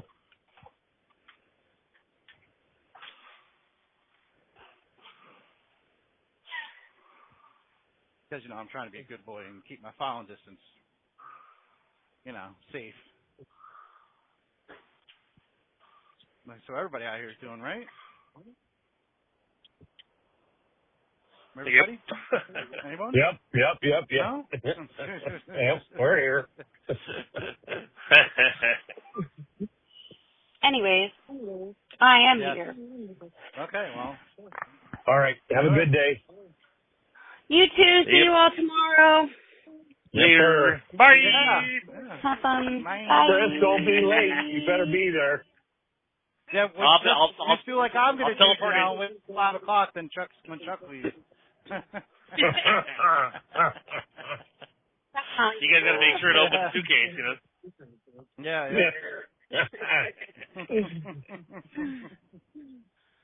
All right, have fun, guys. Yeah. Bye. Yep, wear your Goodbye. seatbelt, put your hard hat on, blah, blah. Bye-bye. Yeah. Seatbelt, hard hat. Make sure steel-toed boots, do it all. Yeah. Long sleeve bikini top.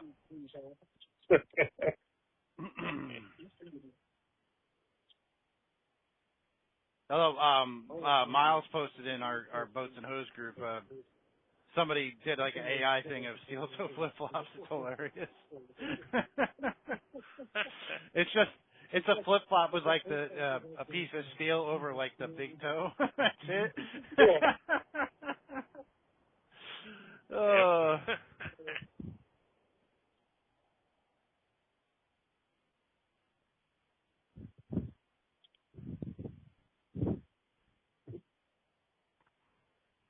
right, this guy's getting on my damn nerves. Yeah. He's like, I know it's Chuck back there. Mhm. Well, I got out in the left lane to pass him, and he sped up, so I got back over, and now he's going 65 again.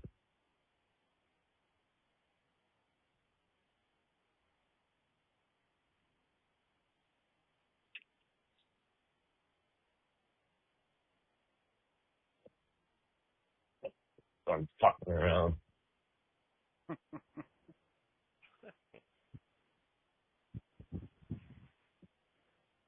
Well, Chris, you got to be getting close, right? Yeah. Fill up the water bottle and stuff, get ready to head over to Quesamo. Oh, okay, yeah. Yeah, I just dropped the trailer, had a switcher sitting there waiting for me to drop it. I'm like, all right, hold on. Yeah. They got nothing for you to bring back, huh? No, they had brought outside the gate again. No, I mean from what's it? next back to your hub. Oh yeah. Still not back to the main hub yet. Yeah. No, I know, but they haven't called you yet. So have you bring something back? Yeah. Nope. Too late. And I'm out of here. And I was like, I'm already gone. I must have already left. Yeah.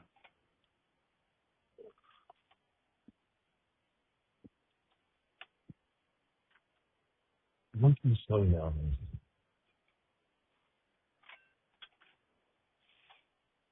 That's why I deliberately try not to say anything to even to myself, because I don't want to jinx it. Yeah. Think about it. All of a sudden, I'll bring it up. I'll bring it up for you, buddy. That's what I'm here for. What's their number? Hey, well, next to line haul, Chris Blodgett there. He needs to. He needs something to bring back to Casey Mo. You hook the guy up. Give him doubles. He said he'll do it.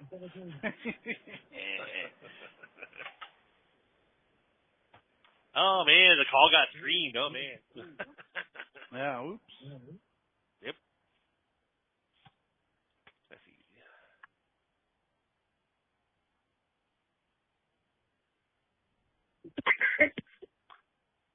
Yeah, so we talked about the Shopify scammers the other day, Dave. Yeah. So I was, because Gmail is being pretty good about like screening them now, like they're going to filtering them or whatever, right? Yep. So like I looked in the Blodgett Coffee one for the Gmail, whatever, and I looked at the spam folder. Let me see if I still have it. It looks like it, but I guess when I deleted the spam messages, I guess they're. But I took a screenshot, and so like this, literally this guy, when they make them look official, like they say Shopify on the little image for the email, but then it had like Shopify, blah blah blah, all this official stuff, but then at gmail.com. So I had this thing like, oh yeah, and it said customer order, blah blah blah issues, and I'm like, I know this is one of the scam emails, but I'm curious what it says, so we have customers that are having trouble placing their orders and blah blah blah. Please reply directly to this email, and we'll help you fix that. And I'm like reading this, and I'm looking at the email address. I'm like, So I literally, let's see, bring up my screenshot or whatever. Literally, I was like, it says customer order blah blah blah failed, and of course I was like, really? Checkout.errors.detect.shopify@gmail.com. I was like, at fucking Gmail. People see your email, you brain dead, ugly ass motherfucker. Get alive. Quit pretending to be Shopify. Quit scamming. Get a regular job. Go play hide and go fuck yourself. Be advised, you worthless, pansy ass motherfucker. There's no point in replying because I've gotten so many scam emails that now I'm automatically reporting and blocking all you scamming motherfuckers. That come to my email. Oh yeah, and one more thing, Dickless. And I gave like a bunch of middle finger and the shit emojis. Damn. Tell us what you really think. Well, because it's like, I was like, dude, like, they're all going to spam folder now, so it's like, I'm not even seeing 99% of them, which I'm happy that Gmail is finally probably because I've marked so many of them that now they're not even coming through. Yeah. But it's like, dude, like, you realize, like, I can go into Shopify back office and I can see the partners, the real ones. Like, you guys aren't fooling anybody. Oh yeah, we're real. Here's our website. Your website says Shopify.info or whatever, or some random thing. It's not even. What the? It's like, dude, losers, go away. But if you reply, tell them to go away that you're not interested. Why aren't you interested, sir? Like, we're just trying to help your store. No, you're not. I know you're not trying to help us. I was like, I'm not. Yeah, so it's like I thought, you know what? I wanted to send something that I hope kind of like. Maybe at least at the bare minimum piss this person off before telling them, oh, by the way, no point in responding because your email is going to get automatically flagged and deleted or whatever. So it's like, good luck on the next one. Yeah. It's like, I figured I'd screenshot that reply. I was going to send it to Rico whenever I hear from him. He's probably asleep still, but it's like, I sent him one the other day, and he goes, damn. I was like, I ain't fucking around, man. Like, these fuckers, I'm going to give them peace of my mind when I do respond to them. But most of the time, lately, now I'm deliberately not responding because I get so many of them that I would be literally responding to dozens and dozens a day. So now I literally, if they come through, if it doesn't get flagged immediately, I go ahead and report spam, and of course gives me the option. I wish I could block them from the spam folder, but once they're flagged with theirs, all you can do is just clear your spam folder. Delete your spam folder, yeah. Yeah, so I just been deleting them like that, but if they're in the inbox, I could actually block them, but, I figured it's probably fine. Once they've been flagged once, it's probably not going to let them through, so. Yeah, it's, you talk about Shopify. I didn't realize that's Spotify, but it's like a Spotify store or whatever. Spotify. It's the same people, right? Shopify is part of Spotify? Is that the case? I don't think so. I don't know. Oh. I don't think they're related. I heard an ad for Shopify on Spotify. So. Well, it's probably just advertising. Yeah, it's probably just advertising for them. Okay. Because on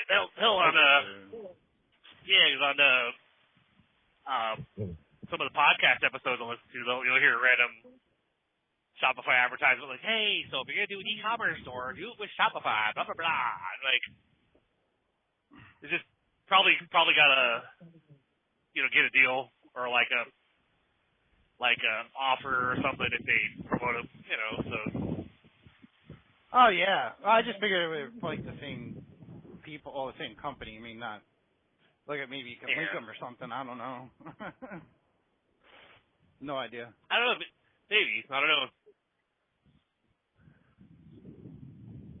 Or are they just, you know, because Spotify is a thing and it's popular, they just call it that. But you would think that they were like the same,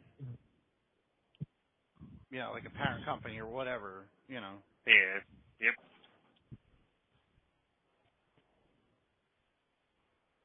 Oh, that sun is in the worst spot. Come on, son, move.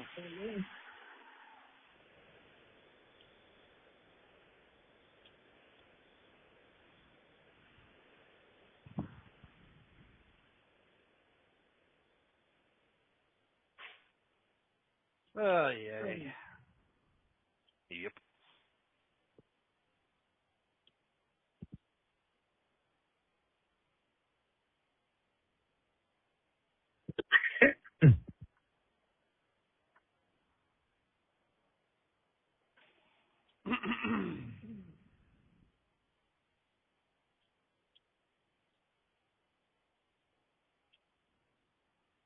Doop, doop, doop, doop.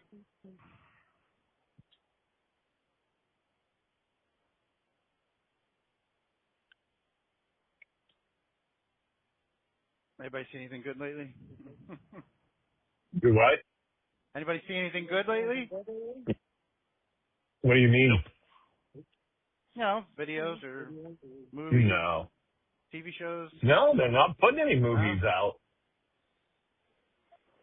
No, they're, you know, that Odyssey movie or whatever. Apparently it's a hunk of shit. You know, how many times are they going to redo the Odyssey? Seriously. Well, that's it. If they are putting a movie out, it's a remake or. Yeah, I know. Well, I mean, I keep seeing stuff about they're starting to cast for Dungeon Crawler Carl, which is like a fantasy series. You know, it was a book and stuff, or it is a book. It's still going on. Yeah. So that's like, you know, a big deal because it's the first of that type. And it's not. It's more than it's a lit RPG, which is like nerdy shit, you know, which I love. Yeah. But it's the first one that I've seen that they're actually going to make into a series or a movie or something. I don't know exactly what they're doing, but I keep seeing it. What is it? It's called Dungeon Crawler Carl. It's you know, it's a wacky, you know, adventure. But Yeah. I haven't read it. Which, you know, I might have by now if I, you know, still had credits. I mean, I could get more credits, but like I have other stuff I want to, you know, read and listen to and whatnot. So, Man. but it's on my list to start it. I mean, everybody, you know, rants and raves about it. So,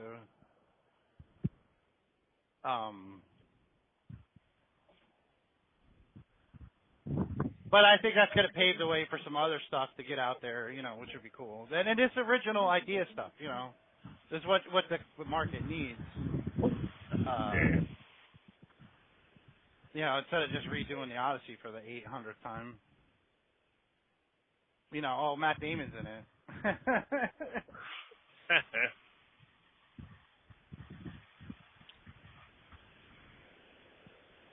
You know, the actors and actresses are doing commercials. None of them are working. Yeah.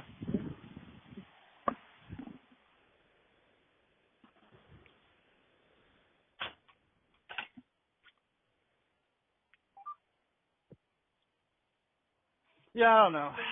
Just,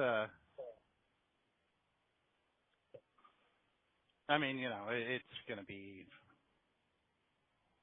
you know, a couple of years yet before it comes out, but,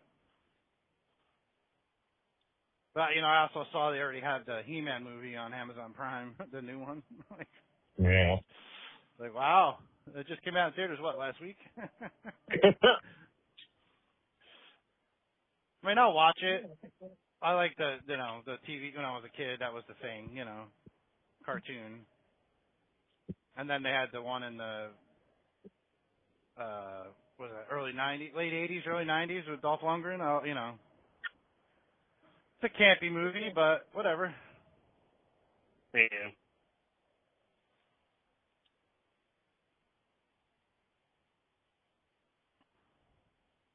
Yeah, there's really, you think about it, there's really not a whole lot to be excited about right now. It No. kind of sucks. Yeah, it does.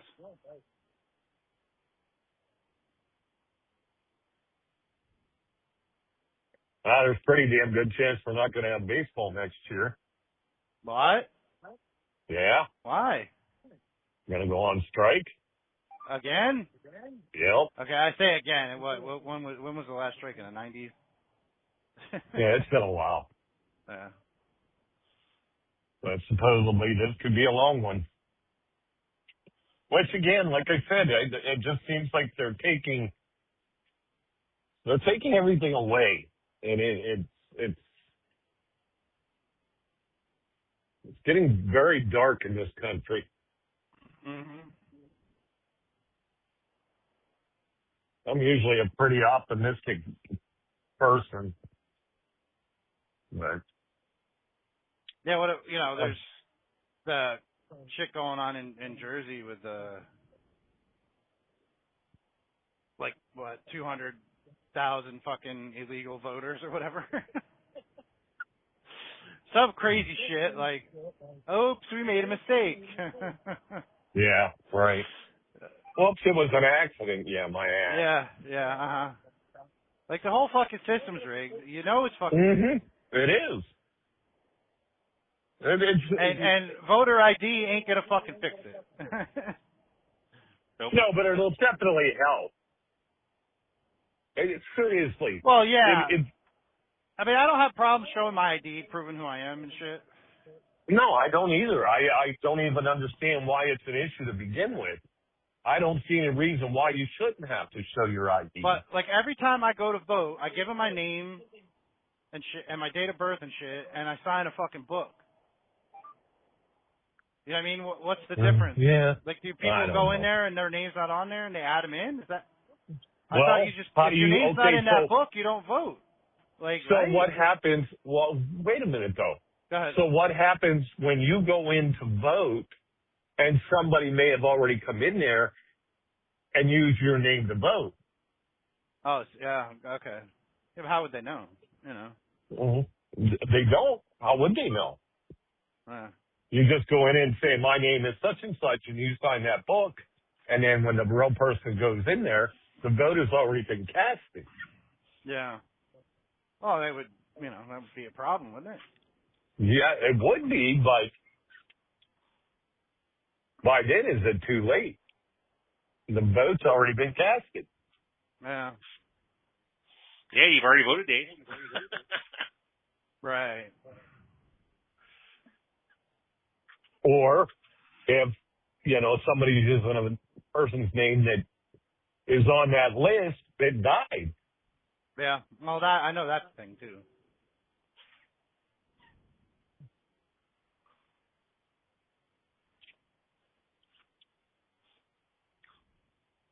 I know it just seems like, going through takes a lot of effort to figure out who's not going to show up to vote. You know what I mean? Right. Get votes. Well, and then you have the mail-in ballots.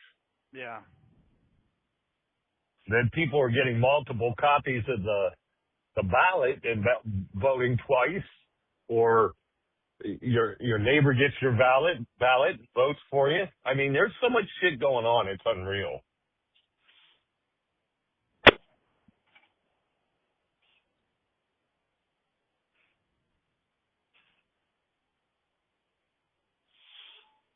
Yeah, I agree with the obviously you need the IDs and whatnot, present the identification to vote and stuff. I didn't agree with the SAVE Act though, because I was gonna make a lot of married women that they'd have to go out and get a passport or something, or people that didn't have their maiden name on their birth certificate or something. Yeah, well, that's with any kind of way to identify yourself. That's always an issue. Yeah.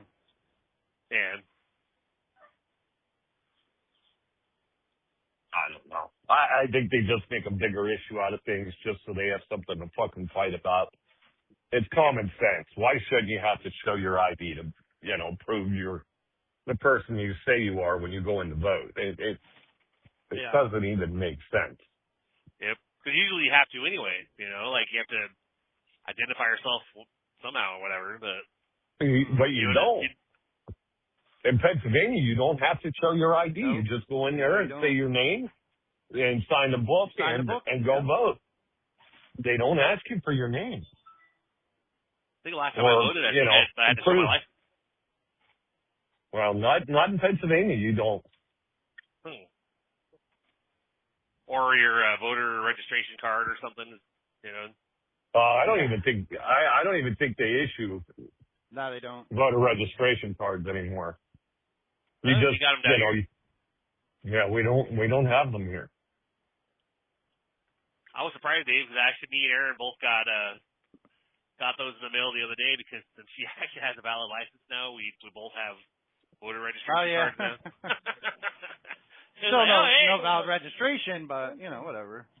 One step at a time. And I've been using mail-in ballots because, being out here on the road, it's hard to make sure you're home on Tuesday to vote. And that's a problem because nobody checks those. You get it in the mail, you fill it out and send it in. That's it. Yeah. And it's very easy for them, to go through the ballots and say, oh, this guy's a Republican, and take your ballot and throw it in the garbage. Yep. Yeah. So, ballot tampering, whatever the hell that's called. And with all the technology that we have, there's an easy fix. I mean, yeah.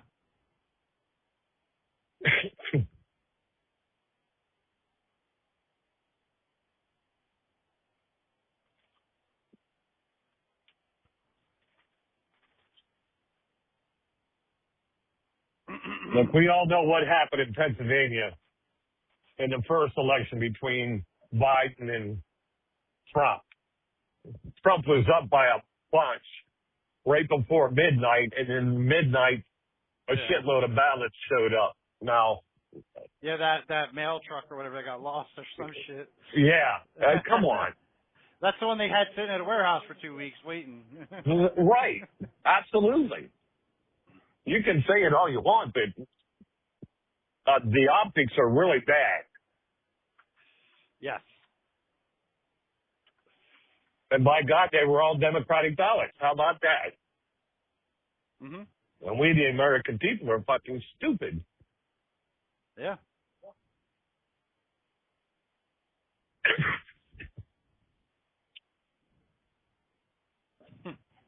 Personally, in my opinion, I don't care if it's Democratic or Republic. I'm voting for the youngest person running for president next election. There you go. Yep.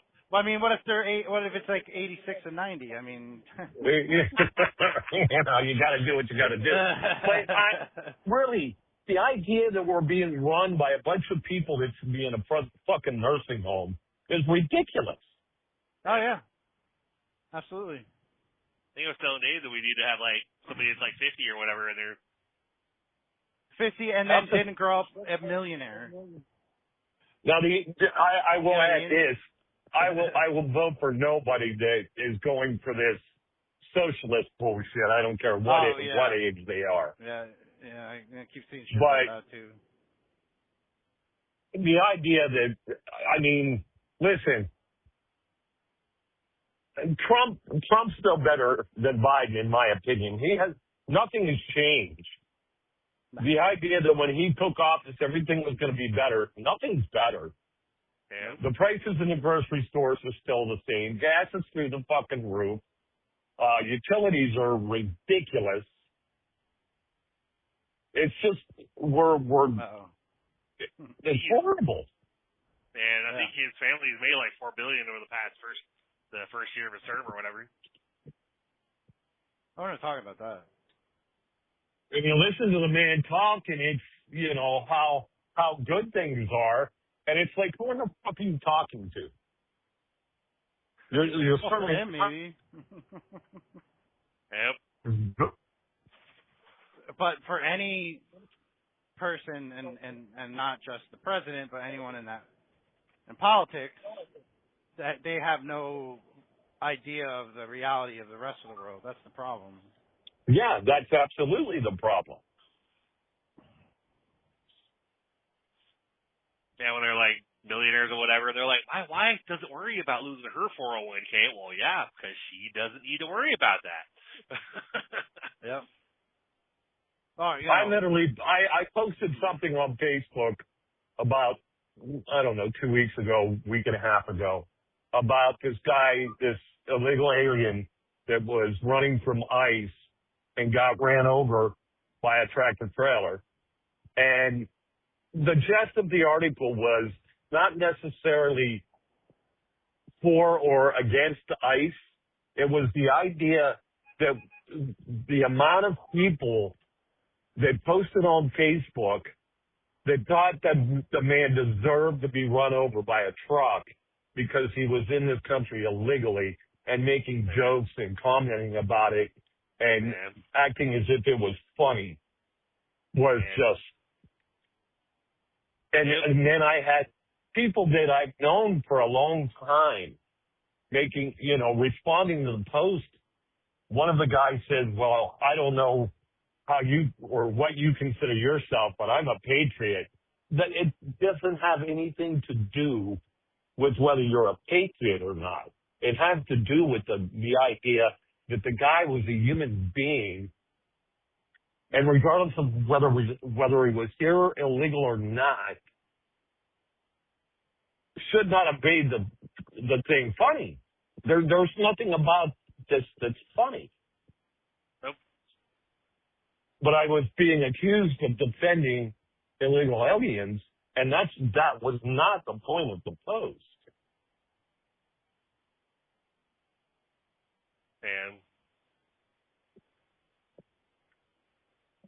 And not only that, I spent 14 years working for Hillendale Farms, and 99.9% of the people that are packing the eggs that we go in and buy at the grocery store are packed by people that are Spanish, and they work. They work twice as hard. I'll put it this way. You take a 19, 20-year-old kid and tell him to go in a place and pack eggs for 12 hours a day, 7 days a week, 365 days a year. They ain't doing that, nor will they pick apples or pick produce. Nope. No. They'll just stand there and tell you to use the right pronouns and then get tased for it. Right. And the problem is, it's an easy fix. Make work visas easier to get and make it easier to go back and forth across the border, because there are plenty of jobs in this country that the American people, that's above us, that those people will do. But, they're stealing our jobs, though. No, they're not.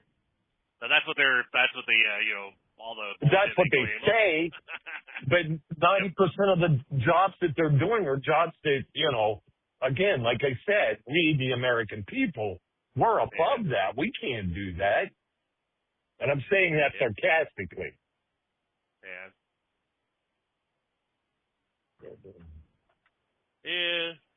Because people won't research, they're taking all the benefits and stuff. They're getting paid. Like, no, they're not. No, they're not. Because they gotta they're have. coming in here and doing Because they gotta have like Social Security number and stuff to collect benefits and whatnot, and they're still paying into the system. when they're working here and stuff. So. And again, these second world countries that they're coming from hold the leaders of those countries responsible for the blight that these people are living in. All they want to do is come somewhere and live and have a peaceful life and a place over a roof over their head. And don't get me the wrong way. I do believe that they need there has to be accountability. Mm-hmm. But again, accountability is being stifled by our own government. Yep. And if they, abortion, immigration, insurance, all this shit that every fucking election they use to get elected and then never fix the shit. Because if they fixed it, there wouldn't be anything to fucking run on. And you'd have to actually be an honest, upstanding person to win the fucking election. Yep.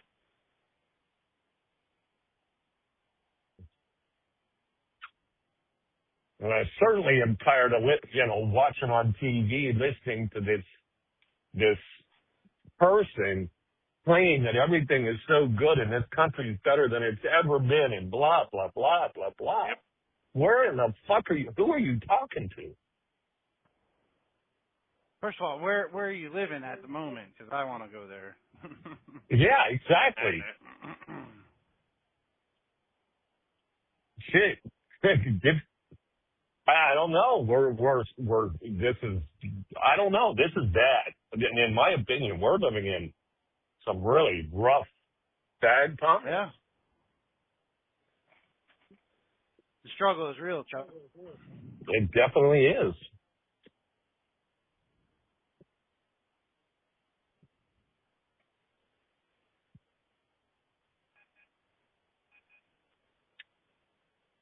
Okay, I'm done.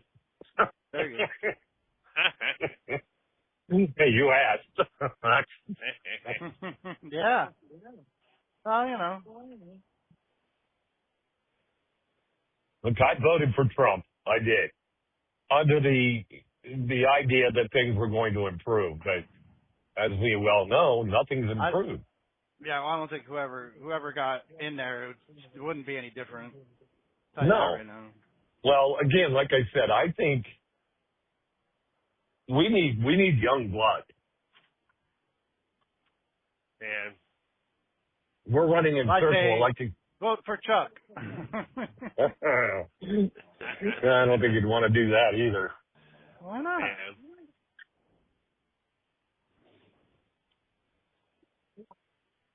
Chuck, he's our man. If he can't do it, nobody can. Go, Chuck. Well, if you think about it, he ran on the idea that it was America first, right?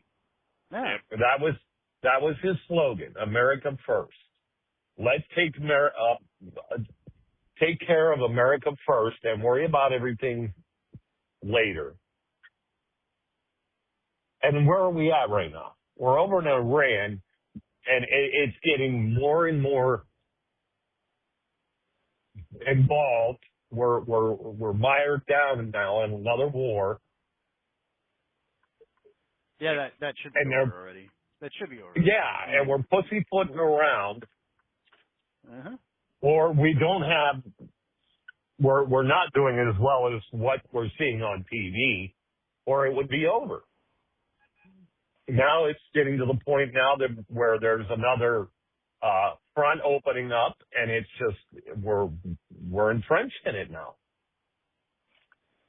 where we should have just minded our own business. I don't think Iran was going to bomb anybody with a nuclear bomb. Nope. No. And now we're paying the price.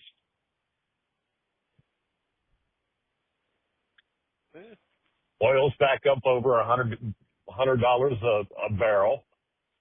By the beginning of the week, we're probably going to be paying anywhere from $4.50 to damn near $5 a gallon for gas. Who can afford that? Not me. Not me. Dave makes big bucks though. It cost me $110 to fill up my truck last Friday, and that's that's $110 that could have been used to pay for something else. Pay for and yes, quarter of a basket of groceries. Yeah, right.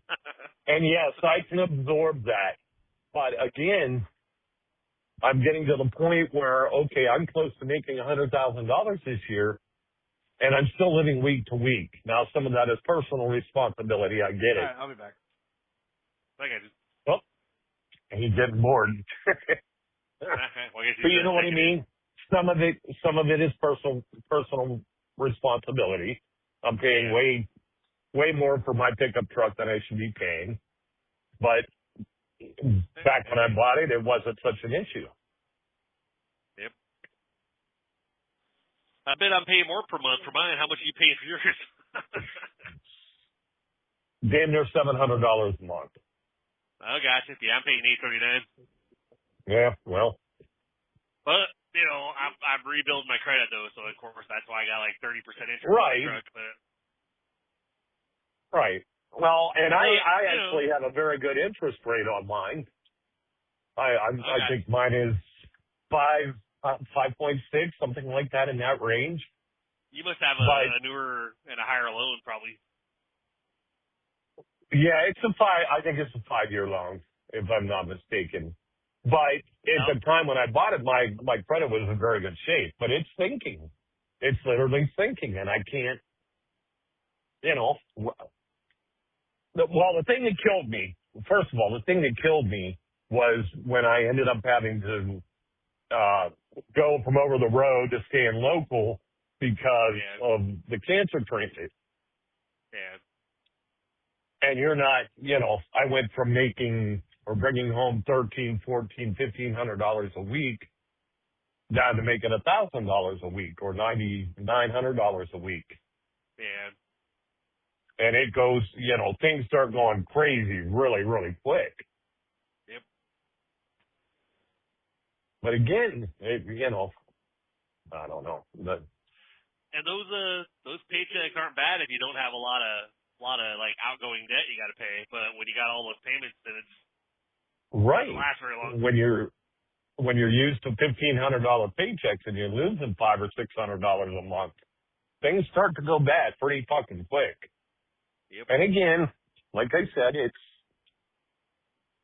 personal responsibility. I should have been able to look into the future and realize that we were headed in this direction. And well, that's why I'm working on the disability part myself, because there's like a couple things that we have to do. Like, got to get the wife car registration.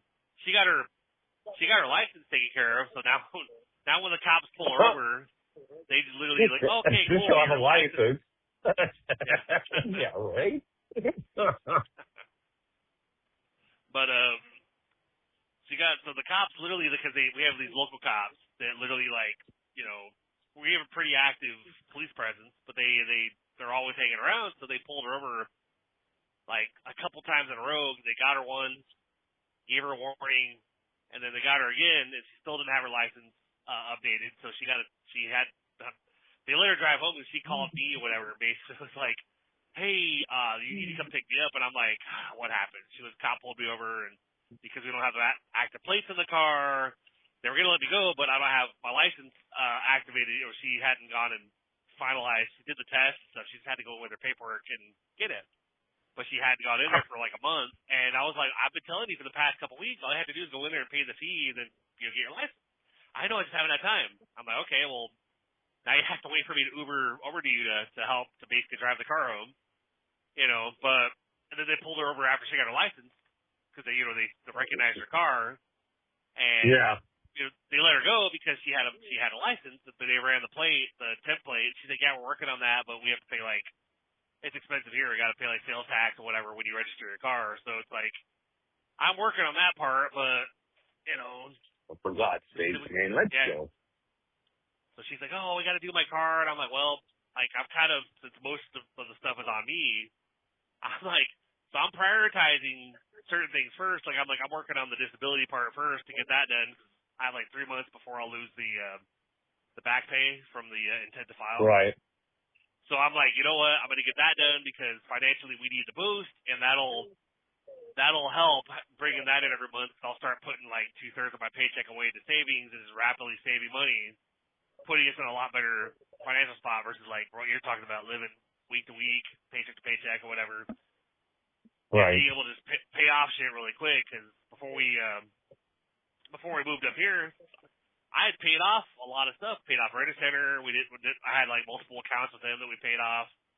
I paid off my Ram that I then had to, took a title load on to basically get up here. And then I ended up trading that truck in to get out from under the title load. So now I've got the Silverado with like a $28,000 loan that I've paid on for over a year now, but my balance hasn't gone down at all. That full year that I paid on it. Yeah, the interest rate's that high.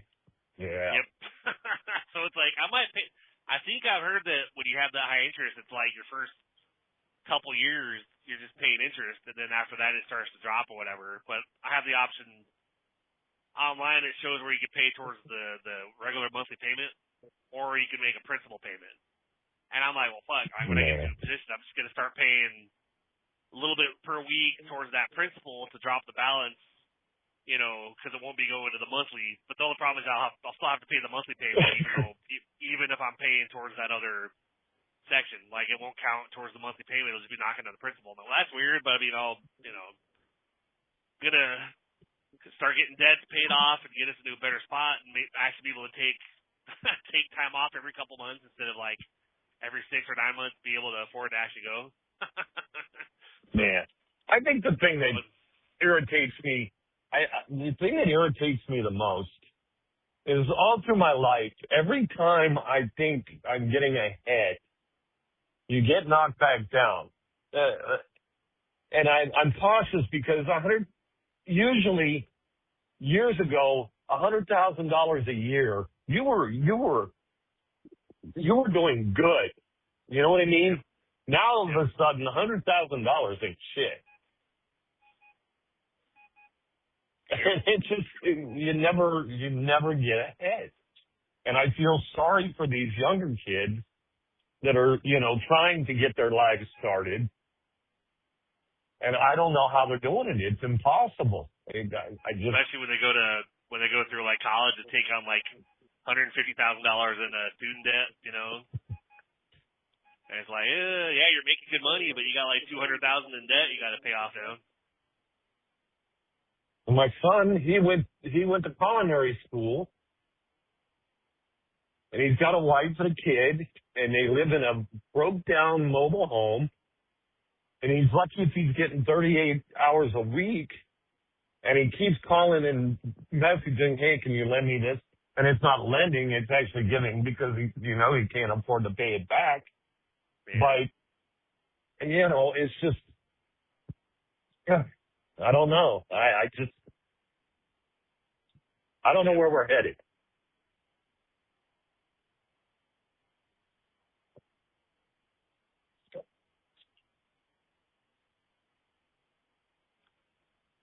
I don't know where we're headed.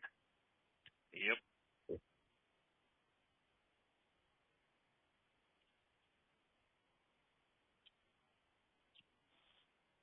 That's why they say, like, you don't want to be in that financial position where we're basically just dependent upon your job, Yeah. Because you're what did they say, like you're like one paycheck away from possibly being unemployed or whatever and losing everything. Absolutely. Absolutely. So, and Office Depot, for example, I'm surprised, to be honest with you, that they're even still open. And the stores? Yeah, the stores themselves. Yep.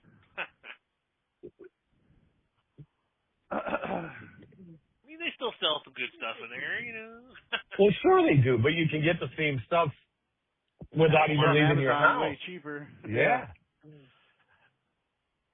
Some people still like, some old people like you, Chuck, still like to go to the store. So. Shut up.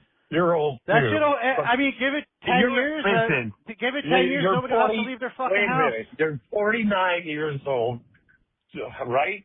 When do you turn 50? In May. Okay. And you still think you're young because you have 2 young kids. But that's not the way it works, Dave. You're getting old. No, but I don't feel old, so. But you are. Or you are old, Dave. Yeah, but I grew up in that generation where we had best of both, you know. We grew up without the internet and, you know, we're outside and all that, drinking from the water hose, you know. And then, you know, the internet as we're young adults. By a day. Uh-huh. Just saying. Just saying. You're old too. Nuh-uh. You're only old if you feel old. Uh-huh. Well, in that case, I'm not old because I'm still doing pretty damn good for 62. Yeah, absolutely. For me, it depends on how much sleep I'm able to get.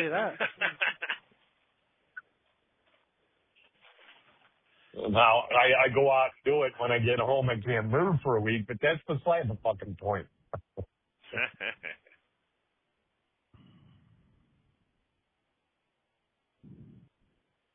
Yeah, so I just stopped at Love's for a rest break. You know, pop in, stretch my, use the restroom really. But I was thinking about getting something, and I looked around, and I'm like, But I get there, and I said, I'll be back. I get out of the truck, and there's a guy next to me. He's trying to slide his fifth wheel, you know, hooked up to a loaded trailer, which doesn't work. No. And I told, and he's like, oh, excuse me, you know, he barely speaks English. Yeah. I don't know if he's from like Africa or somewhere in the, you know, that region. Not doesn't matter. He was nice, you know what I mean. But he was looking for help because he couldn't get it to work. And I'm like, dude, you need to lower your landing gear and take the weight off the fucking fifth wheel. Right. But you shouldn't do this at the fuel island. He's over there cranking. I'm like, whatever. Yeah. You know, fuck everybody else. Well, I saw he's definitely American. You can clearly tell. Changing the mud flap on his trailer this morning, sitting at the fuel pump. Well, at the pump? Get the fuck out of here, dude. At the fuel pump. Yeah, hey, you know, there's a whole fucking parking lot you could do that in. The fuck? Yep. Yeah, I agree. I don't give a shit. Man. You look up 5 minutes from now, the whole place is gonna be full. You know, That's I think how quick it could fill up. I think that's one of the things that irritate me about this, you know, foreign drivers thing. Not that I don't think they should not have their driver's license pulled. I'm just saying that. Yeah, because you know, they can. If you could do the job, you could do the job. It doesn't matter where you're from or what you look like. Or but don't tell me that there are typical white American men. We're the worst. They're the worst. They are the fucking worst. Yep. Entitled. And racist, it's not just white either. It's not just white either. Blacks are just as bad. Black people are just as bad, and sometimes worse. And they are definitely entitled. Yeah, you know, and I don't mind helping people out, especially with something simple like that. But he's still struggling with it. And the other guy comes over, is this big black dude. You know what I mean? And he's like, "Oh no, this is what you gotta do. This is what you gotta do. You gotta drop your trailer, you pull out from under it, and then you rock it." I'm like, "Get the fuck out of here, dude." Yeah. We're on the fuel island, man. First of all, you don't do it on the fuel island. It is it's tedious. Yeah. Sliding your fifth wheel is not an easy job. No, it's not. Nope. But I gave you 3 guesses on the company that the dude worked for, and it's not a small one. Swift. No, I thought it was a Swift because the truck was blue. It's not Swift though. Blue. Get 2 more guesses. It was a prime, wasn't it? Nope. 1 more guess. Big one. I see it in my mind, but I can't think of a name. Said the truck with the trailer is blue? No, the trailer was white. Walmart? No. Okay. No, U.S. Express. Okay. U.S. Express. So I figured to get it in 3. Yeah, if you said Western Express, I would say no. Then you would say U.S. Express, but. Well, But isn't U.S. Swift, Express? U.S. Express. Wait, U.S. Express is owned by Swift, isn't it? I don't know. I don't think so. I think they are. I think Swift bought them a couple of years ago. But that's beside the point. It is. I This is a guy. It wasn't even for weight. He's like, oh, they're too close. It's too close. You're pulling a van. It wanted to be close for better fuel mileage. You don't. You want the black flaps that stick up on between the trailer and the tractor right at the edge of the trailer. Yeah. That way, if you have to spin around in a parking lot, or yeah. Well, that's where it was at. It was at perfect. It was set up perfectly, but he said. Well, then he should have left it right there. You don't want it too close because if you have the blind side or you have to make a U-turn somewhere in a parking lot. No, I get it, but for aerodynamics, you're going to catch the corner of the trailer. Yeah. Yeah. Well, there's plenty of room for the trailer to get around. It wasn't that close. It wasn't like it was touching. But hey, what do I know? I pull a fucking tanker. So. No, I'm just. I know where it needs to be set because I've done it long enough, and it's 70, 76, 77,000.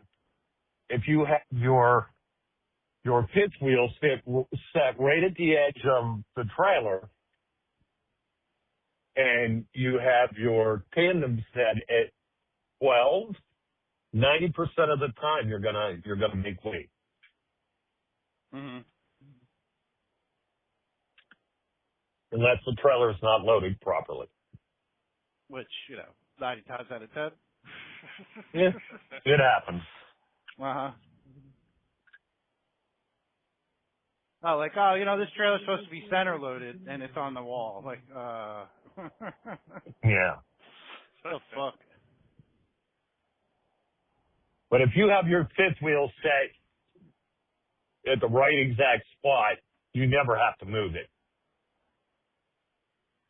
Yeah, I mean, I haven't moved mine since I got the truck, but I like it right in the middle for these trailers, dead center of the drive tires is where it's at. See, the way that trailers sit on the we got to really get under our trailer for the kingpin. Yeah. You know what I mean? So, and the way the weight's distributed with these trailers. And how they're loaded, you know what I mean? It keeps it all spread out evenly. The black flaps on my tractor are underneath the trailer, which is wrong. But the one thing I don't have to really worry about is the weight because we're never that heavy. But yeah. I've tried to move it, and it's not worth the aggravation. It's just not. Mm-mm. Yeah. And as long as I can clear the corners of the trailer when I'm turning or having to make a U-turn of blindsiding and I'm not hitting the tractor, then I'm not going to worry about it. Yeah. This has been Truck Talk with Chuck.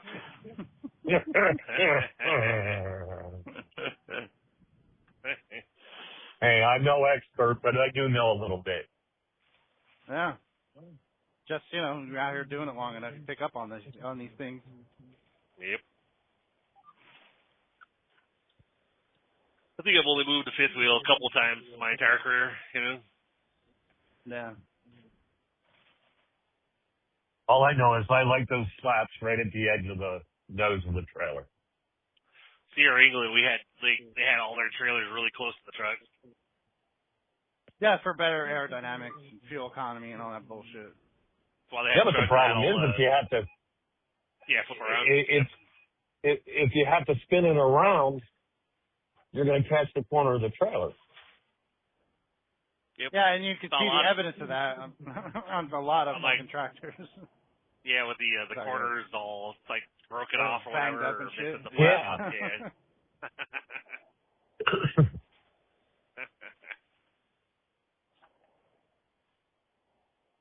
Yeah. And trust me, I've learned that by trial and error. I did it.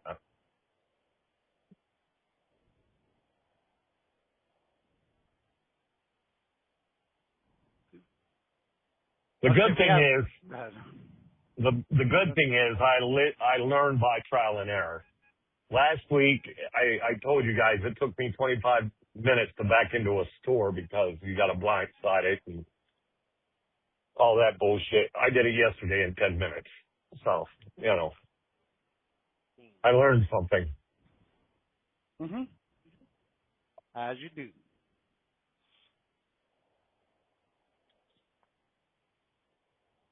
And then you have the ones that you're gonna flip around and instead of damaging the truck, the airline rips off or something, or the electrical or whatever. No. What it was on Monday or Tuesday. You pull in behind this store, and the dock sits back in this little cubby hole, like. So you've got to back up again alongside the building, and then blindside in along the wall to get back to this door. And you have a fence. The road in front of you is the size of an alley. So you have a fence, then you have the road, then you have the wall, and then you have to back in along the wall into this little fucking cubby hole. And you can't see it until you're all the way back. On top of that, there's a dumpster sitting right beside the door. Oh, yeah. And you can't see anything until you're, 90% back. Last week, I panicked because I didn't know where I was at. So it took me 10, 15 times to get in this door. And then, like I said yesterday, I knew where I needed to be to get the door in the truck, or the truck in the door. But last week, it was a bitch. I felt like a beginner.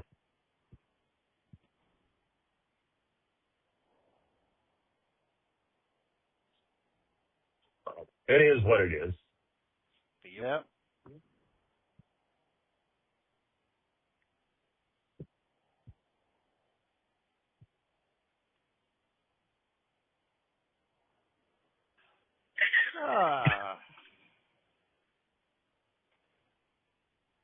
Yeah, well, what happened with that van I had is the glide hand, the way the glide hand sits on those trailers, it fucking like trapped the hose in and fucking ripped. That's why it ripped out.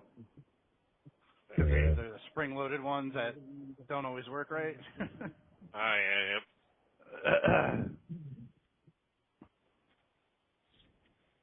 And I was just making a regular right turn. I didn't do anything crazy.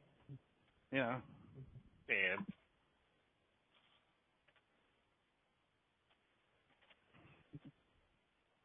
Yeah.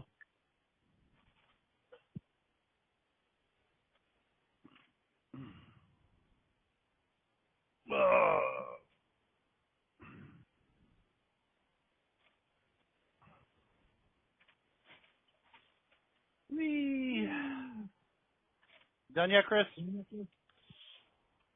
Little ways away from the hub. Got off at the exit. Very good, sir. You back yet, Chuck? Feelings, bro. No, getting there. Make sure you stop by my barbecue and get some fried chicken or barbecue chicken. They're probably not open yet. Nah. I haven't seen them sitting out there lately. Well, it's every Friday, so. Oh, is it? Yeah. I'll look for them and let you know if they're there. I didn't see them last Friday. No? And usually you smell it before you see it. Yeah.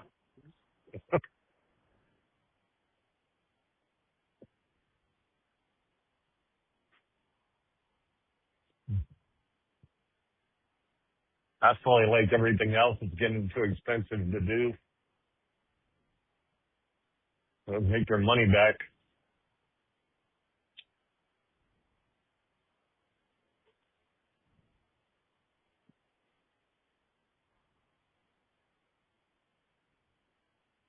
Yeah. Take it. Yep.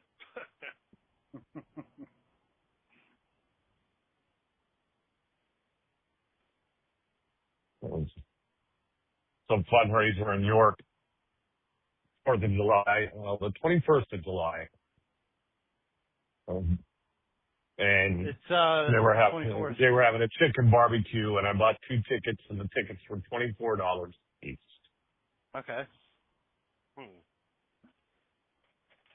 $24 a piece for 2 meals Mm-hmm. for a quarter of a chicken.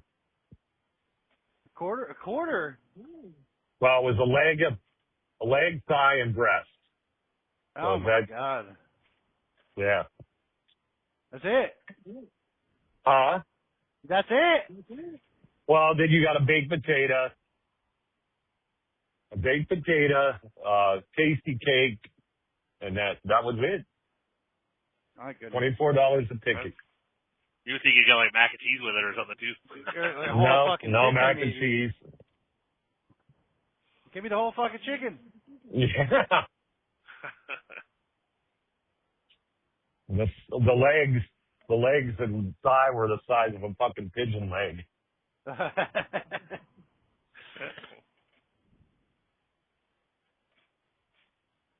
Pretty sure it wasn't chicken. It was probably a quail or something. The size of it. The quail. Fucking pigeon. Yep.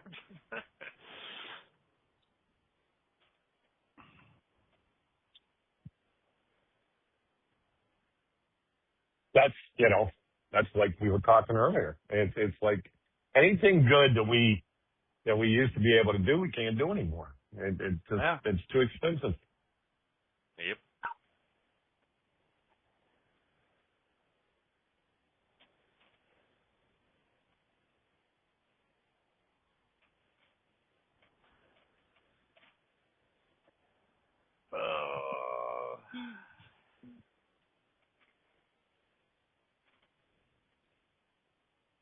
I know back when we used to do it for the fire company, it was $6 a meal. You know what I mean? Uh-huh. Yep. And you get the whole chicken. Yeah, you get the whole chicken, but Yeah. now it's triple. Now it's triple the price. For less. Yeah. Yep. I ain't right behind this fucking dump truck, I can tell you that. I got 1,000 feet to clear this truck. I ain't gonna make it. 1,000 feet. I'm going through Steelings Grove, and you're not allowed to be in the left lane. That's right. I'm not going to sit behind this damn dump truck going 30 miles an hour. Too bad. No trucks left lane. Means no trucks left lane. Shut up. I'm going to make I'm telling it. you. Yeah, a few weeks back, Aaron wanted to, she's always like, oh, we should try this other place, whatever. And, like, I was get a decent amount of food, and it's not that expensive. Like, Cheddar's is pretty good, Texas Roadhouse. Mm-hmm. I have, like, my favorites, a couple of places. Always come out of there full, always bring food home usually.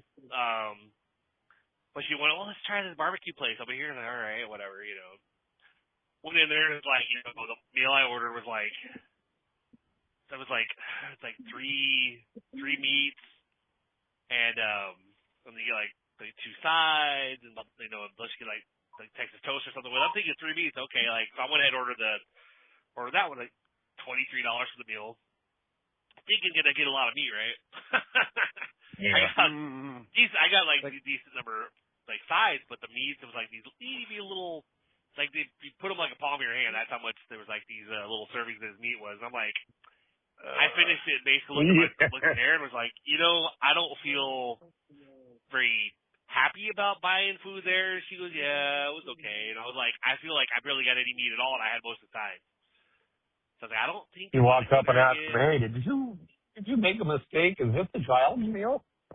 Yeah, because there were 3 meats, but it was like there was barely anything in there, and I had brisket, A slice of pork, brisket, pretty much, and like a little dab of like the sliced turkey or whatever. And it's like, I was like this. I know it's barbecue, and that's why usually that's more expensive. But it's still like, yeah. But when I'm like, that's why when I go to barbecue, a lot of times, like when we used to go to a place back in Nashville, I would literally go there and I would order like a la carte. I wouldn't even order the meals. I'd be like, yeah, give me a pound of pulled pork, a pound and a half brisket, and give me like a pound of smoked turkey or whatever.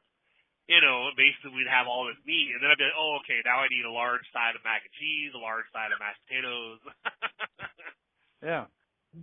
Because you get the meal and it's like, I paid $25 for this.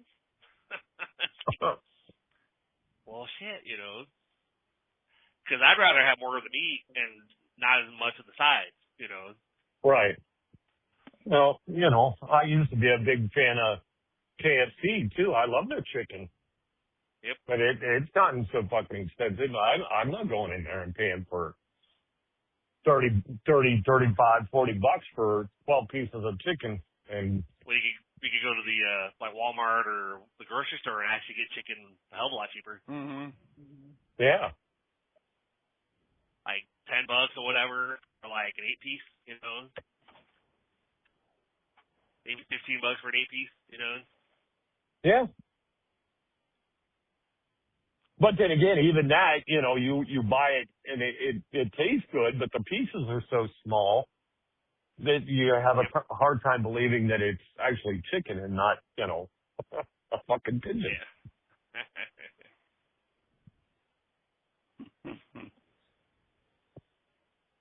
Reaching out to get my badge and they open the gate.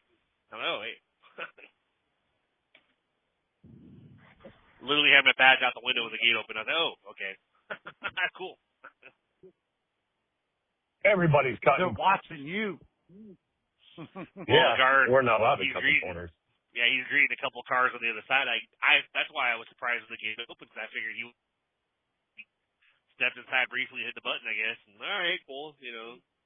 I still got to stop though at that sign, because our camera, if we roll past the stop, even when we're coming in, rolling stop detected. Shut the fuck up. It's not a legal stop sign. It's private property.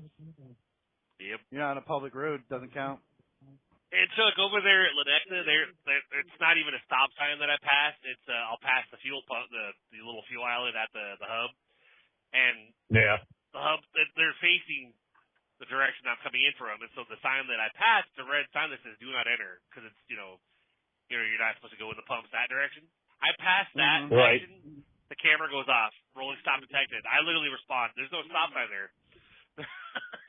Yeah. Did you get points for it? No, I haven't heard shit, but that's why I make a comment every time it happens. I make a comment right afterwards, because I know if they look at the thing, they'll literally be able to watch the video. Last time we had Dave, you'll be glad to know they're there. Yep. But they're barbecuing the chicken, Dave. Ah, very good. I'll be right up. Too bad you're going the wrong direction. Mm-hmm. He's like, I'll be back. I saw it before I got there. You can see the smoke rising in the air. Yeah. Every Friday. Mm-hmm. Crazy Amish dude is out there. All Uncle year round. Dave. Uncle Dave. Yeah, that's right.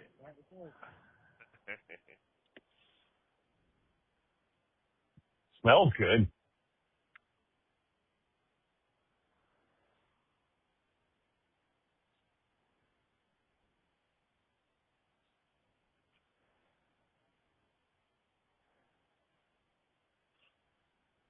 It's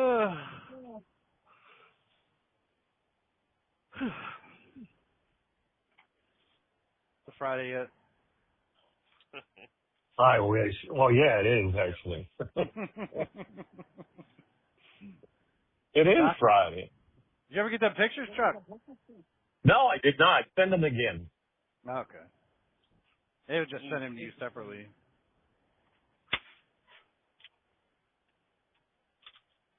That's how you prank somebody.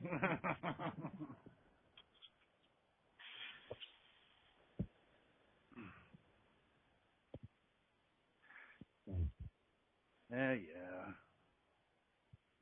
I called John's illegitimate son back.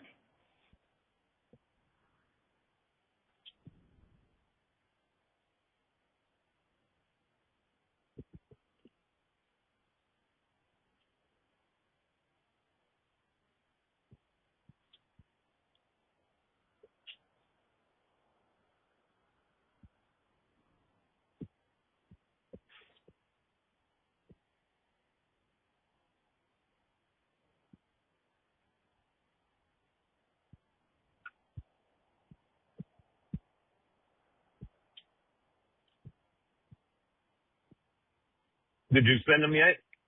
No. I was waiting for these two cars to pass me.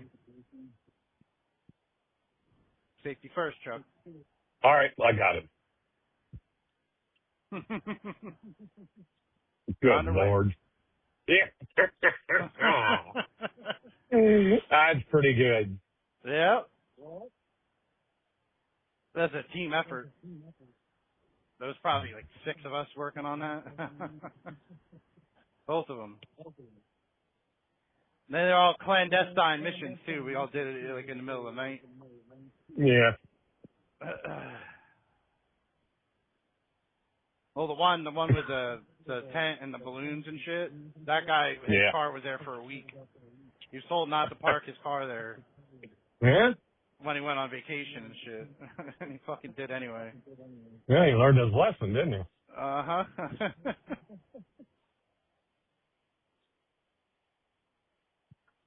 He actually took it a lot better than the other guy with the Post-it notes. The kid with the Post-it notes, man, he was fucking pissed. Like, you can't take a joke. It's Post-it notes. They come off. It's just saran wrap around your tires. You know what I mean? Like, why the fuck I go to work and shit? Oh.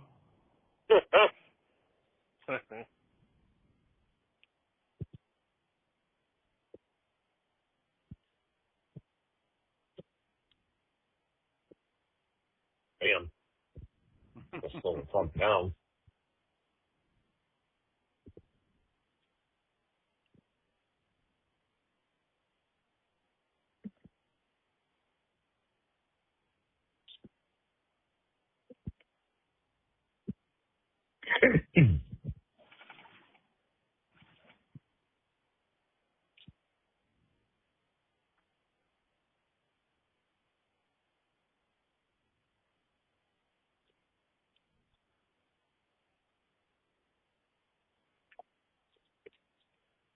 Good times.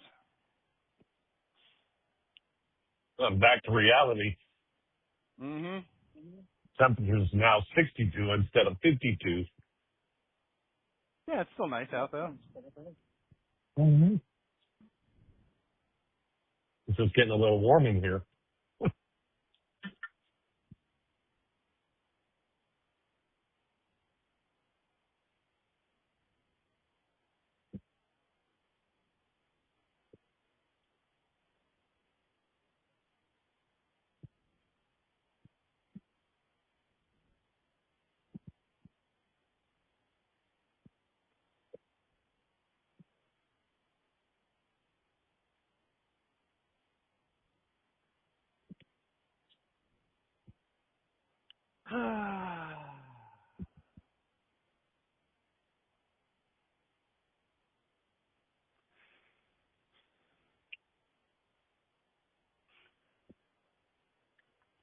All right, let's see here.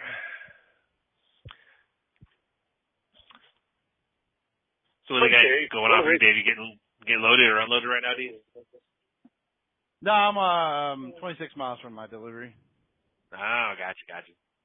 Yes, sir. Okay, what are we going to talk about next? I don't know. Chris is almost done, so. Yeah, just backed in. So, what's that email address we haven't used forever, Dave? Blodgett Show Pod, or no, Jesus, Raw Chat Pod at Gmail. That one. Yours is Blodgett Show. The Raw Chat It's rawchatpod@gmail.com. Yep. Send that to me, Dave. Yeah. Well, that's just the email for if you want to. Or if questions, anyone comments, wants to, concerns, anybody listening, if you're coffee drinkers or tea drinkers and want cool merch, blodgettcoffee.com. There you go. Yeah, man. Was this recorded this morning? Yep. Yes. Okay. Yeah. I think it's one of the longer ones, Everybody too, say hi like to 2 hours Chuck. and 45 minutes. That's chuckbobuck@gmail. No, I'm kidding. For $2. No, you have to sign up for chuckbobuck@gmail, Chuck.